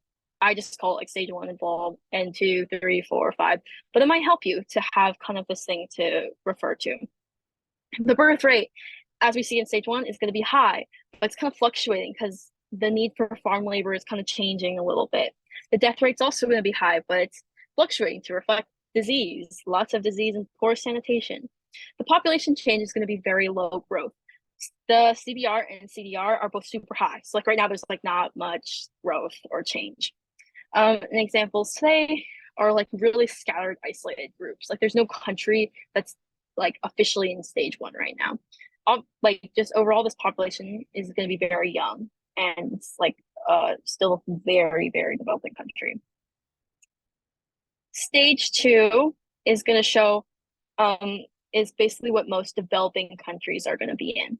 So the birth rate is going to be high, but we're seeing it fluctuate to reflect desires for big families. The death rate is going to be declining though, because there's going to be a little more nutrition, a little bit better, like the sanitation's getting better, and there are advances being made in medicine. Even though there's small advances, it's still going to help drive that death rate down. Our population change, we're having rapid growth as the death rate's declining and the CBR is pretty much, it's still high. So we're going to see a big population increase. Like some of these examples today would be Mali, South Sudan, the Gambia, and like those are all good examples. For all these stages, except really stage 1, stage 2, 3, 4, 5, it's good to kind of know maybe 2 to 3 countries. At least it helped me go into the exam knowing 2 or 3 countries for each stage and kind of how to talk about them, just in case it asks on an FRQ. They might ask you, oh, what's an example of a country that falls like stage 5 or stage 4 or stage 3 or stage 2? And you might have to say, oh, like Mali follows stage 2 because blah, blah, blah, blah, blah. Most likely there might be like 1 or 2 on those. I think there might have been one last year like that, but helps to know. It also helps to kind of make the connections in your brain. The population structure, obviously for stage 2, it's going to be very young. As we see in this in this diagram of Niger from 2016, we see the very young population, not as many people reaching those high ages. And a challenge is that they're often going to lack the resources to educate all children. So we're going to have like so many children, not enough resources to educate them all. Stage 3, the birth rate's declining and the death rate is also declining, but not as fast as it is in stage 2. The population change we're going to see rapid but kind of slowing growth as the CBR does decline. So we can kind of see there's still growth, but they're kind of both declining, but there's still growth. Some examples of this today are Mexico, Turkey, Indonesia, and population structure is going to be overall like still young, but there is rising life expectancy. So if you look at this diagram of Turkey right here, we're going to see more people are living to be older, but it's still a pretty young population. I know a challenge still is they might still often lack the resources to educate all children because we just still have that higher percent of young people. Okay, stage 4. We're getting to stage 4. This is going to be like a low birth rate, but it's going to be enough to keep the population stable. Death rate is also going to be low and kind of stable. There's obviously going to be lots of like advances at this point, so populations aren't going to be like extreme growth or extreme decline. So very low growth because CBR and CBR are both low. And then some examples today are the United States, China, Denmark, and France. and our population structure is going to be more balanced with a more aging population. But there could also be problems with like funding healthcare, just because we're going to have like a higher number of people in the elderly population. There might not be enough resources in society to support them, which is a problem that the country will often have to grapple with once they move to stage 4. Stage 5, we're going to see an overall decline in population. So the birth rate is often going to fall below the death rate, and the death rate is going to be also low, and it will often increase as the population ages. And we're going to see like very low decline in the population as the CBR falls below the CDR. Some examples of this would be Japan, Germany. My AirPods just died. I hope the audio is still okay. But we're going to see, so Japan is a great example. Germany is also a great example. For me, I believe it may be asked this last year. I would always go with Japan because I know that one's like pretty, like as you can see from this diagram here, it's pretty clear that it's really declining.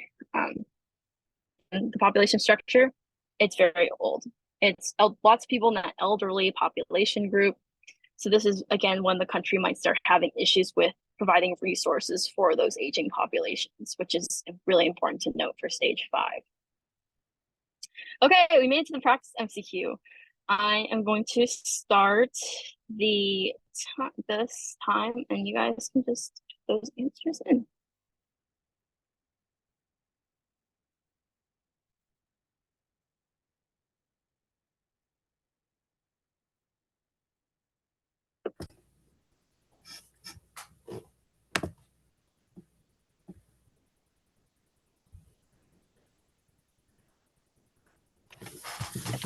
Thank you guys for responding in the chat. Great job.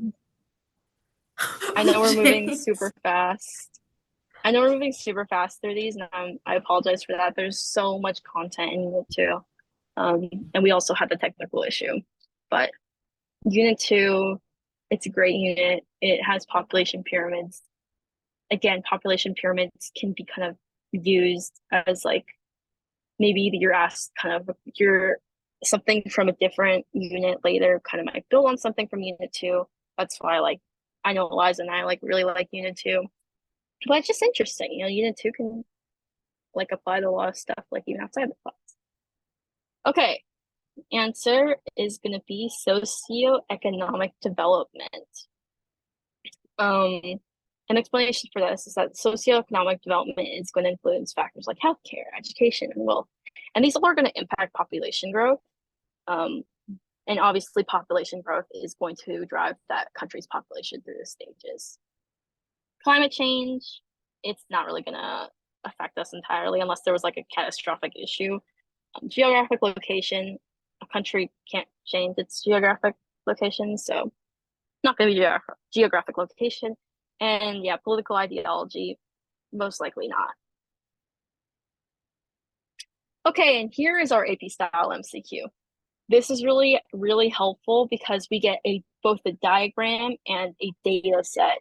So when you see these, it's really important to look at both, think about them both for a little bit, and answer the question. So here we go, 1 minute.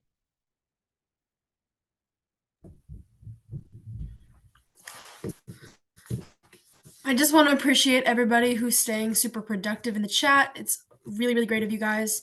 Let's just stay focused on these questions. If you guys stay focused, then you are doing the right thing. So thank you to everyone doing that.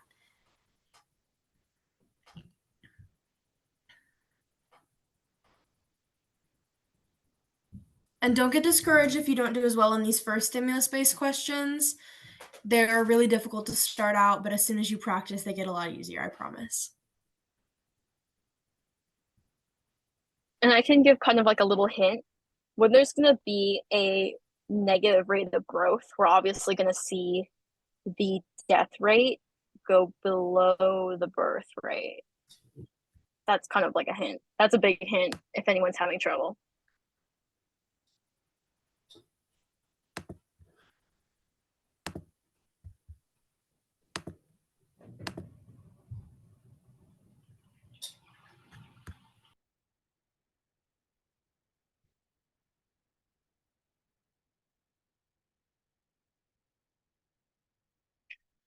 Okay, so the answer to this one is going to be Eastern Europe. The reason why it's Eastern Europe is I kind of briefly kind of gave too much information away now that I realize it. But if there is going to be an overall negative rate of growth, we're going to have a higher death rate than birth rate. So if you look over here at the diagram, we see South Asia, it has 22 right here for birth rate, 6 for death rate. So this is still like having a positive rate of growth. So it's not going to be South Asia. See Eastern Europe here though, 11 for birth rate, death rate's 13 right here per 1,000 in the population, obviously. But see for this one, the death rate there's a higher death rate than birth rate, which basically means it's going to be a negative rate of growth.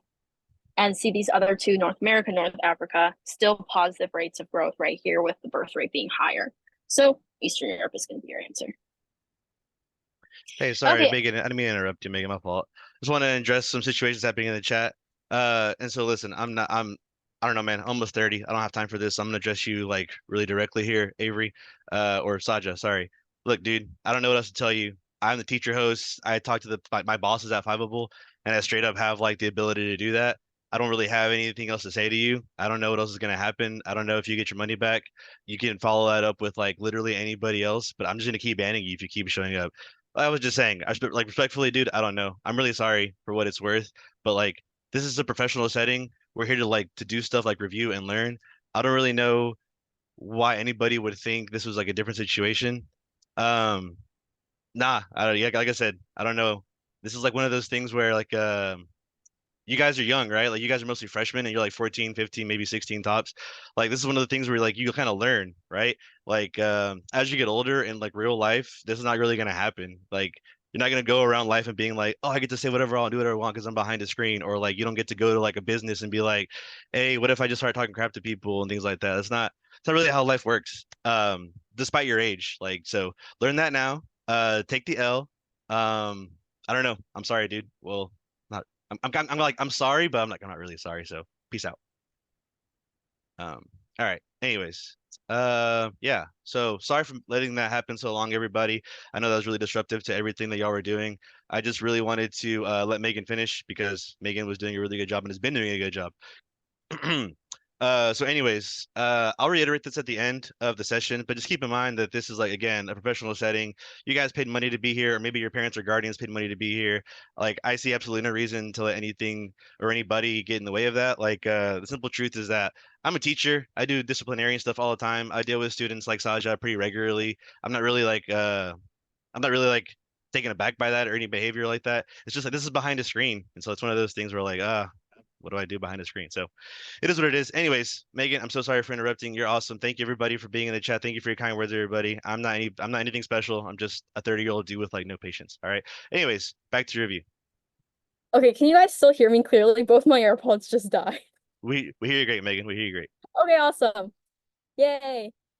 Okay, sorry everyone for that thing in the chat. I didn't even know that was happening. Sorry about that. It's really like disrespectful and annoying. Sorry that everyone had to deal with that. Let's move on. Epidemiological transition model. So this is, honestly, I'm gonna be honest with you guys, I didn't study this one as much. If you like are just in a bind and you have to study one more than the other, the demographic transition model is obviously gonna be way more important. It's really good to know this because there are questions on it. I didn't study it because I wasn't very smart. So those questions, I was like, shoot, like I guess I kind of just have to think. Hopefully I remember it. Good to know it. But the demographic transition model is going to be that more important one. Just if anyone's like really like crunched for time or anything. Because this connects to the DTM. So if you can kind of connect it in your mind, great. So this epidemiological transition model is going to describe changes over time in populations' health and disease patterns as they industrialize or modernize. So we're going to kind of see shifts from like really infectious diseases to chronic like non-communicable diseases as leading causes of death throughout time. So, this is really small. Okay, most people die. So in stage 1, we're going to see most people dying because of these really horrible pandemics and like parasitic diseases. You guys all know about the Black Plague. You guys all know about malaria. This is stage 1. So like that horrible plague outbreak in Europe, that's stage 1. Also, there might be environmental factors like drought, earthquakes, floods, or starvation, malnutrition, and more infants are dying overall in this stage. So it's pretty much just horrible. It's like the plague, horrible. Stage 2, we're going to see people starting to have those longer life expectancies. We're going to see if a country can move from stage 1 to stage 2 because of possibly like improved nutrition, better medical care, better medicine, maybe war ends, and maybe there's increased sanitation. So we're going to see not as many people dying of infectious diseases because of better medicine and everything like that. We're going to see, yeah, maybe there's like a new branch of science that's going to be developed that studies diseases, causes, and cures. And there could just be better infrastructure too. There's going to be overall fewer people dying of those parasitic diseases, even if they still exist. You know what? Let me close this. Okay. Stage 3, people are going to be living much longer during stage 3, but we're going to start having chronic diseases associated with age become a challenge. So things like cancer, heart disease, we're going to see those become a leading cause of death, specifically in our elderly age groups. In stage 4, people are still living longer, but because of better healthcare treatments and medical technology, people are often able to survive cancer and overcome heart disease and things like that. Stage 5 has the highest death rates because the population is older.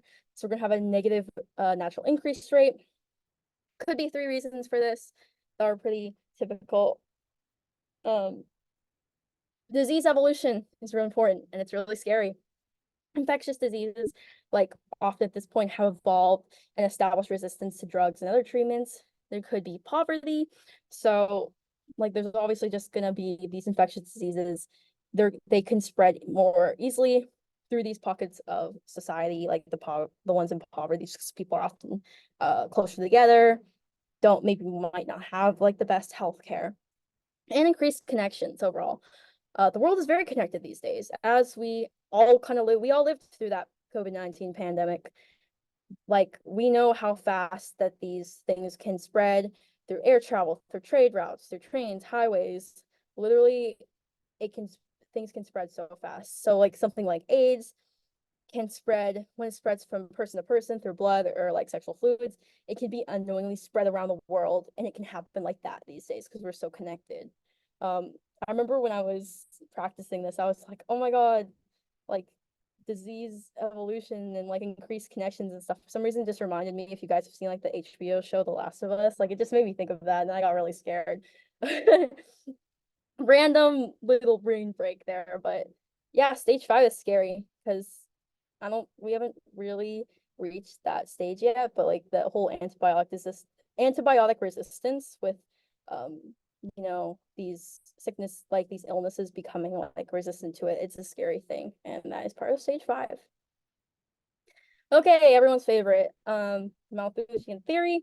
Our learning objective here is to explain theories of population growth and decline. Okay, briefly going to go over this. Thomas Malthus, early 1800s, member of the clergy and early economist. And he's mostly was focused on studying the relationship between people and Earth. Again, just giving you some background on this. Don't really need to know a lot about Malthus. During this time, people believed that new technology would make life better, but Malthus wasn't so sure. And he mainly analyzed the relationship between agricultural output and the growing number of people in society. And he basically concluded, like, he just put a blanket statement, was like, society was basically on the path towards massive starvation. So he thought that food production was growing arithmetically, while population would be growing exponentially. So basically, he in his mind, population was going to be growing way too fast for these food resources to catch up. Some examples. So you guys all know about the Great Irish Potato Famine. This is that the idea that population would always like outpace food production, leading to famine and misery, is obviously going to be known as the Malthusian trap. So pre-famine Ireland had obviously a rapid growing population, which was largely dependent on that one crop, the potato, because it was very cheap, easy to grow, plentiful food source. And some saw that famine as like a real world example of Malthusian theory in action, where like there was overpopulation straining the food resources. But for Malthus today, many like geographers and social scientists, yikes, have debated his theory. We're gonna have food production growing more quickly than predicted. So like famine did not reach the scale he predicted. And yeah, there's just lots of disagreement about this today, but it's pretty clear that like the growing global population is kind of, we don't know what's going to happen. Like it's most likely going to lead to a depletion of non-renewable resources like petroleum, metals, and like pollution. There's pollution of the air and pollution of water, and maybe it'll cause shortages of food. So yeah, it's just lots of disagreements kind of in the overall social science community today. Practice MCQ 1 minute, guys. Hey, the music's back. Oh, it's back? Can you Yeah, it was hear it? cool. Yeah, it was back. Yay, music! That's awesome. Weird, I don't know why it suddenly worked. Wait, turn it up just a little bit, Megan. Turn it up just a little bit, Megan. Just like a smidge or two. I Like you can't really- turn. Oh. Okay, now I hear it. Now I hear it. Yeah. Well done. Well done. Yeah, that's a bop.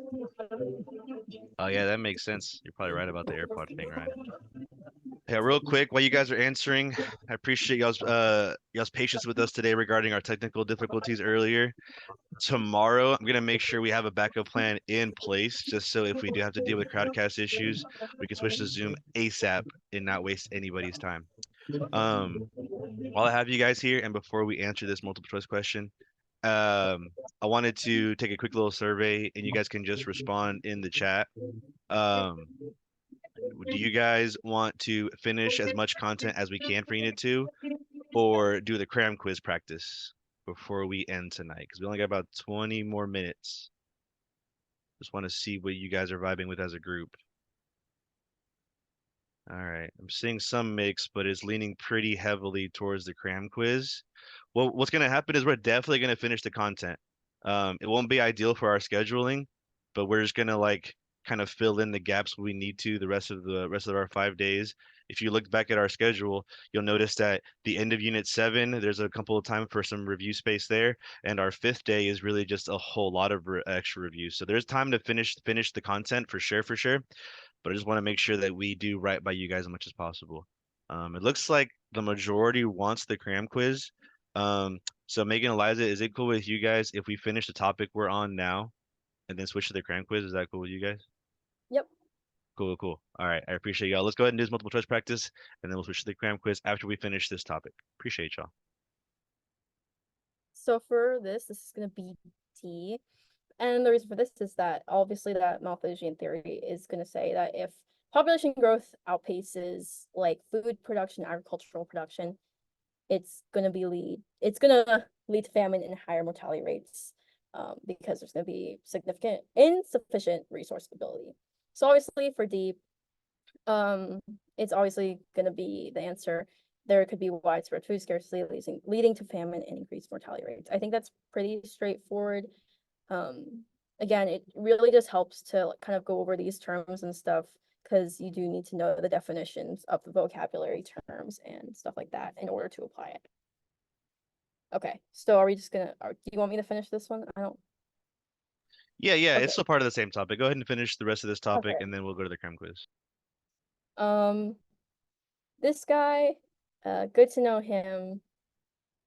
His work, he was an economist, and his work turned out to be like the first real opposition to Malthus. And he said that Malthus didn't take technology into account and said that we would find alternatives to that, like not enough food production thing.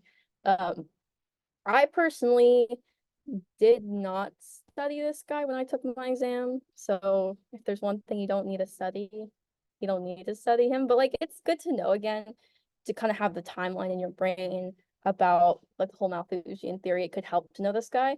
Again, it's not like the end all be all. I was never given a question about him. I don't know if like Eliza, if you were given a question about him, but I don't 100% remember. I don't think so. It would more be about their theories than them as a person. Them as a person for all of these geographers will not come up as often. It's just good to know, maybe to see what motivated them having those specific ideas.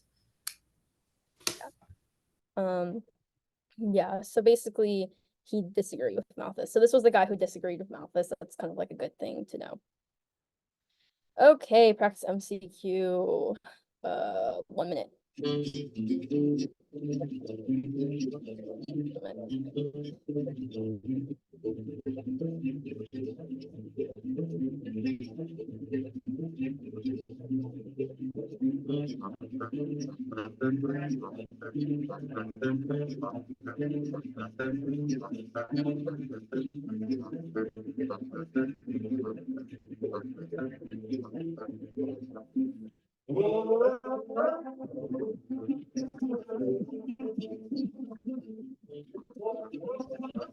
I just saw a question in the chat asking what Megan and I got on the exam and about how long we studied. I can't speak for Megan. I did get a 5, and I took about a month before the exam. I went to Panera actually every Saturday for about 3 hours because I had other obligations during the week. And that was about enough for me to kind of get everything. I would review what I did the week before the next week so that everything stayed fresh in my mind. And that's what I did. But I can't speak for Megan. I'll quickly give my input on that too. So I had a really bad flu for like the 3 weeks leading up to the exam. So I kind of crammed in that last week before. I used Fiveable, I used Mr. Sin, and because I had a pretty good like I think comprehension of the information just in general throughout the year. So it wasn't too bad for me because I was so sick. I just didn't feel like doing anything. But try to avoid that. Definitely like please don't study the night before. Like, just don't do that. It's not smart. Start now. If you haven't started, start now. Okay. Answer is going to be A. So the explanation for this is that stage 4, we're going to see those fertility rates typically declining, right? Sometimes falling like below like the replacement level. And that's going to lead to like stabilization or reduction in population size, which that's going to challenge Malthus's prediction of exponential population growth outpacing food production. Yeah. I'm going to keep going. Oh, no. Okay. Population politics. Okay, I think we're going to move on to the cram quiz now. Yeah, I sent it to us in the Slack channel, Megan, so you have access to the host side, and then let me get that up real quick. for sure. So yeah, she's gonna share her screen, y'all, and she'll also put the link in the everyone chat for you guys to have access to the cram quiz on your computer and whatnot. 1 second, But, yeah. everybody. Okay, there it is. Let me share the screen so I can. So anyone who wants to scan the QR code can scan the QR code. Okay. Can everyone see it?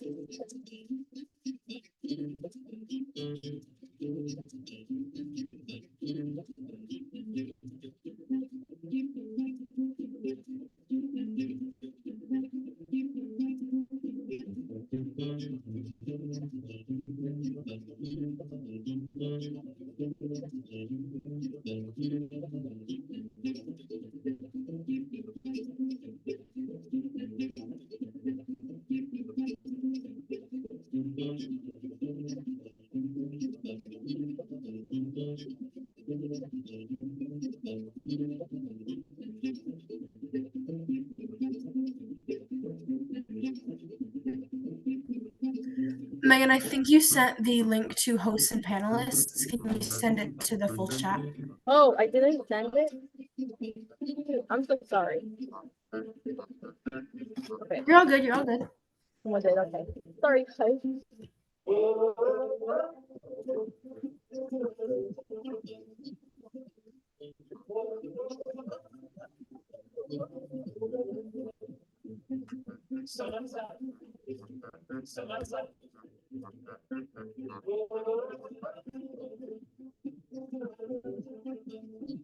I think I've also said this before in kind of like the past the previous sessions, but definitely if you have issues focusing, like if you've been studying for a while and you have issues focusing, use like a Pomodoro timer on YouTube. Those always help me like studying for the exams, and because it can be kind of tough. It's still a lot of information, especially if it's the first one.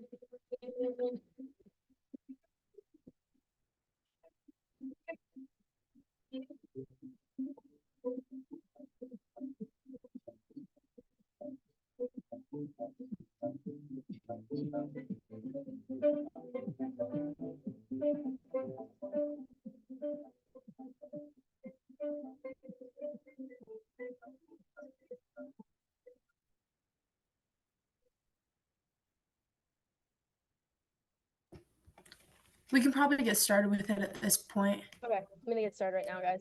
You can still join with that link or QR code. Okay, I'm gonna turn down the music so people can focus.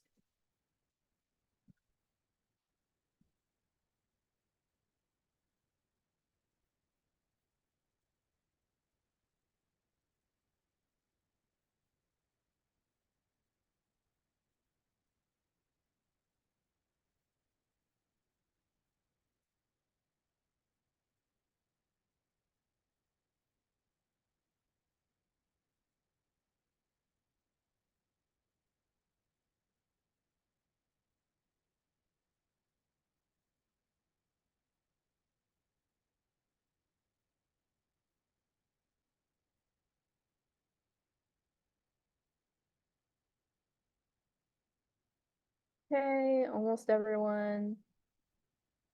Gonna reveal the answer. Okay, so Sanctuary City is gonna be one of those cities that provides protection for undocumented immigrants. That's really important because yeah, that's really important that you kind of know that. I see like about half of us got that right. It's gonna be specifically for those undocumented immigrants. It's not necessarily gonna be for people that are being discriminated against. So you just want to make sure you have that definition down. Again, these are like more trivia style than AP style. So it's just kind of testing your knowledge. Just make sure to iron out these definitions and stuff before the exam. Okay. Next.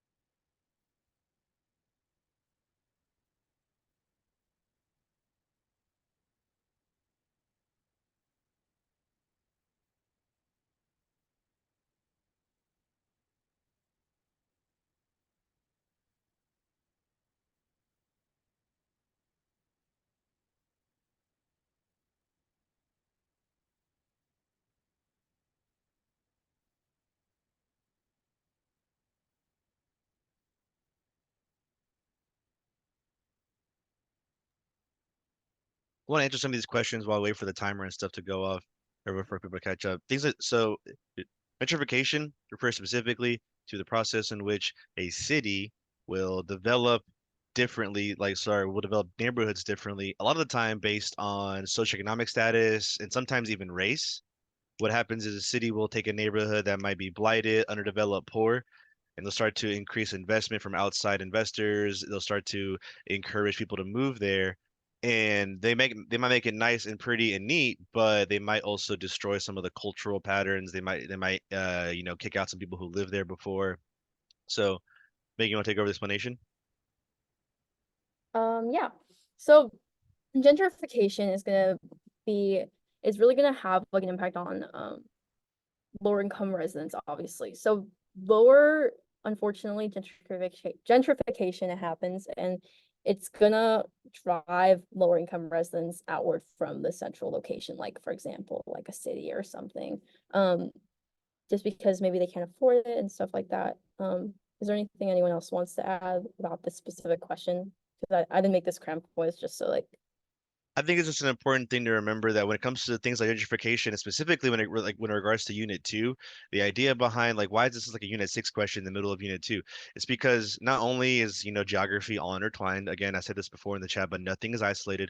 But more importantly, the idea behind like people living in a certain area, right? Population density, people, and then when it comes to how people can afford to live somewhere, et cetera, that is what this is referring to. And gentrification is just some Unit 6 kind of sprinkled in there. But yeah. okay, our next question.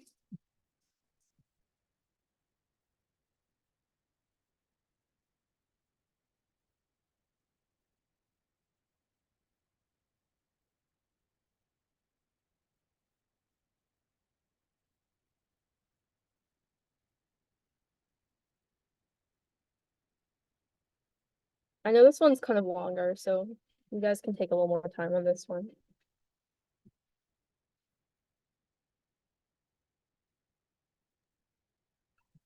We keep referring to these questions as trivia questions, and while they might not have some sort of stimulus, or they might not be super long, the vocab in here is very similar to the kind of vocab you might see on an actual AP, like multiple choice question.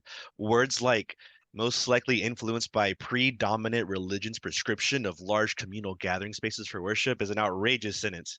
It's a really, really fancy way of saying what sort of development trend is influenced by like a religious church, or sorry, not church, but like a religious building. That's all it's asking, right? Like what sort of development style will be influenced by religion is the short question.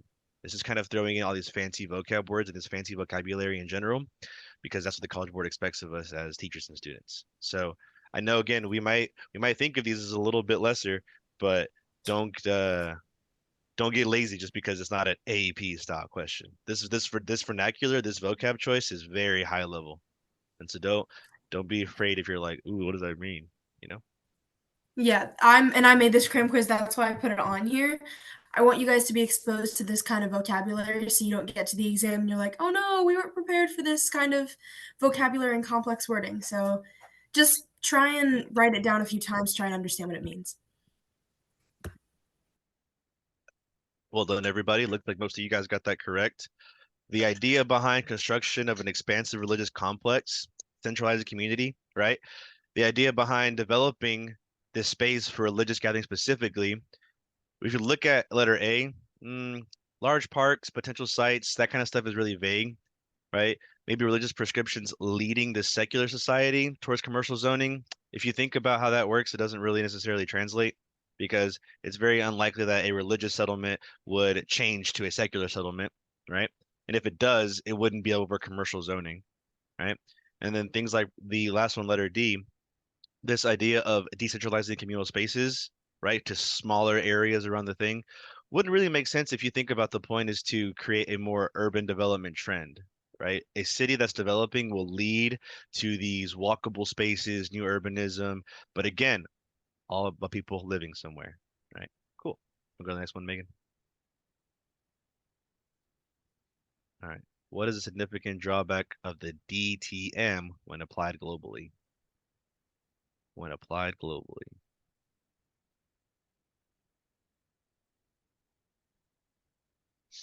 So if you think about the DTM, we're oftentimes referring to specific countries, right? That's the only hint you get. That's all you get. That's the only hint you get. As we wrap up and we get to these last couple questions for these last, would you guys say exactly 7 minutes? Yeah, feel free to share any quick study sessions or sorry, Quizlets you guys might have. And before we leave, I'm going to go over just things to talk about and stuff regarding our next couple of nights. But yeah, Isabel, you're totally welcome to post whatever, as long as it's helpful. I shouldn't say post whatever, as long as it's helpful. Oh, that's awesome. Dang, 1,000. Did you want to go ahead and show the answer there, Megan? We can call Okay. it there. So again, look at that. More than, hey, 84%. More than 3/4 of y'all. So right, it doesn't account for that varying cultural, economic, and historic differences among countries, right? If we're looking at the DTM, and the DTM is specifically regarding individual countries' development, how can a global DTM really do anything for us if we're looking at, that scales of analysis, right? If we're looking at an individual scale and things like that, it doesn't really help out, right? Very cool. All right, let's go to the next question.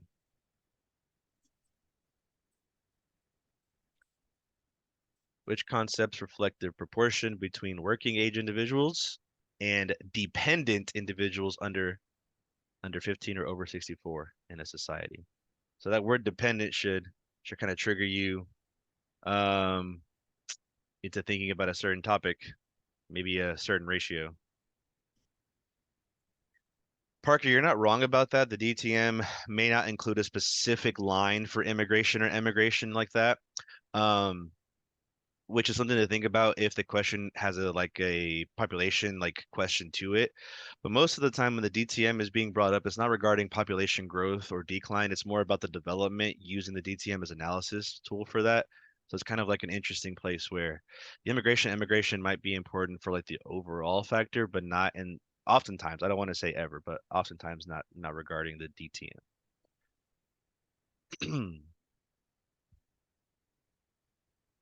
All right, 75 out of 80. Go for it, Megan. Hey, look at that. Cool. Sometimes questions are simple as that, simple as the key word being in the question, the key word being in the answer.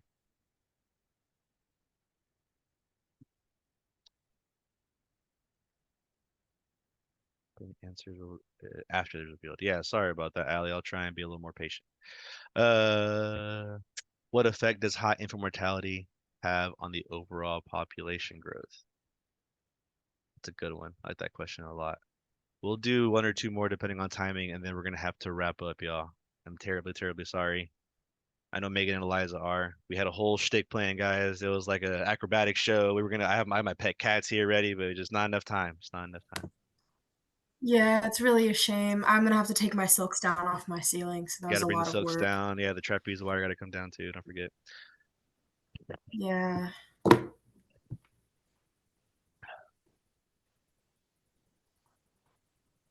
Yeah, sorry, Leah. Maybe next time. All right. Give you a few more seconds on this one so we can show the answer. We can talk about it. And that way we can go on. We can do at least one more question. All right, go for it, Megan. Let's see what we got here.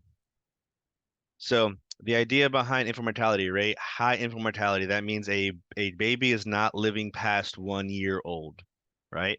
And if we think about that, what does that exactly mean? Well, it shows us that we have a slow population growth, right? And that might be this issue where you might have a wide base, but they might not be super old at the top, right? Jesus, man. Can't win. Just can't win. In any case, the idea behind we'll say like population growth in general being affected by this kind of stuff is one of those things where like you have to be able to think about the numbers behind these things, and then you have to also think about like how the population growth is affected not just in the immediate but after the fact, right? The population growth is one of those things where like, all right, we can think about babies being born, but what does that mean for the future, not just in the immediate, especially when it comes to geography. You have to think about how it affects people after the fact. All right, for sake of timing, let's go ahead and stop there, just so we don't have to keep anybody past our bedtime. I know a lot of us were worried about getting a good night's sleep, and we've done a lot of hard work today on our first cram night. So before I get into my whole shtick, Megan, Eliza, is there anything you guys want to say? Not really anything in particular. I think you guys did awesome today on this cram quizzes. Yeah, I think so too. Also, but because the exam isn't for like another few days, like please work on pacing. That's usually the thing that messes people up. Like that is almost always the thing that messes people up. Or they only study vocabulary terms. Like I know it's your guys' first AP exam. Do not only study vocabulary terms. You need to know how to apply those vocabulary terms. And that's why I don't want to scare you, but this is why the exam has such a low pass rate. Because again, it's an exam that a lot of people take as their first one. They don't realize they have to study by doing practice and everything. And that is the reason why the pass rate's so low. Don't let it scare you. Do practice. Pacing is very important. I would take an entire practice test. You can find AP practice tests on like the College Board website. I don't know if I bet a bunch of you have those like thick like AP practice books or something. I mean, you can just find exams online though, most likely for free. And just time yourself, see how you do, because the last thing you want to happen is to not do that, be there on the day of the exam and freak out because you have 10 minutes left to do 30 questions, which you do not want to happen. That happened to people in my class last year because we never did any like concrete AP practice in class. So you want to make sure you get that practice at least once. Absolutely. So look, Megan, Liza, thank you guys for all your hard work today. I appreciate you guys. Thanks for your advice there. We're gonna be sharing out some more test tips and tricks and things like that as the night goes on. We're kind of making a kind of a combined resource document with things like FRQ tips, multiple choice practice tips, and a list of other resources you guys could use. Everybody who's here, it was the people who were nice, attentive, productive, professional, responsible, and I appreciate you guys. You know, I appreciate you guys and keep doing that because straight up, I'll ban you. I have no problem doing that, right? So, anyways, hopefully I see you guys again. We will see you guys again tomorrow. We'll see you guys tomorrow at the same time. Hopefully the crowdcast link works, but promise, we're gonna have a backup plan if it doesn't, like straight up backup plan. We're not gonna spend these 30 minutes wasting your time that you guys paid for because that is unprofessional and that is our bad. Promise to have a more prepared backup plan if needed. Regardless, thank you guys. W to you guys. We appreciate y'all. We really grateful for you guys coming through. Again, we're gonna do the rest of unit 2. We will come through with that for sure. We also have unit tomorrow, unit 3 and 4. Then 5 and 6, unit 7, we have some multiple choice practice. We have some FRQ practice coming up. For sure. All right. We appreciate you guys. You guys are awesome. Have a good rest of your night. Get some sleep. All right. Appreciate you guys again. Peace out, everybody. Have a good one, homies.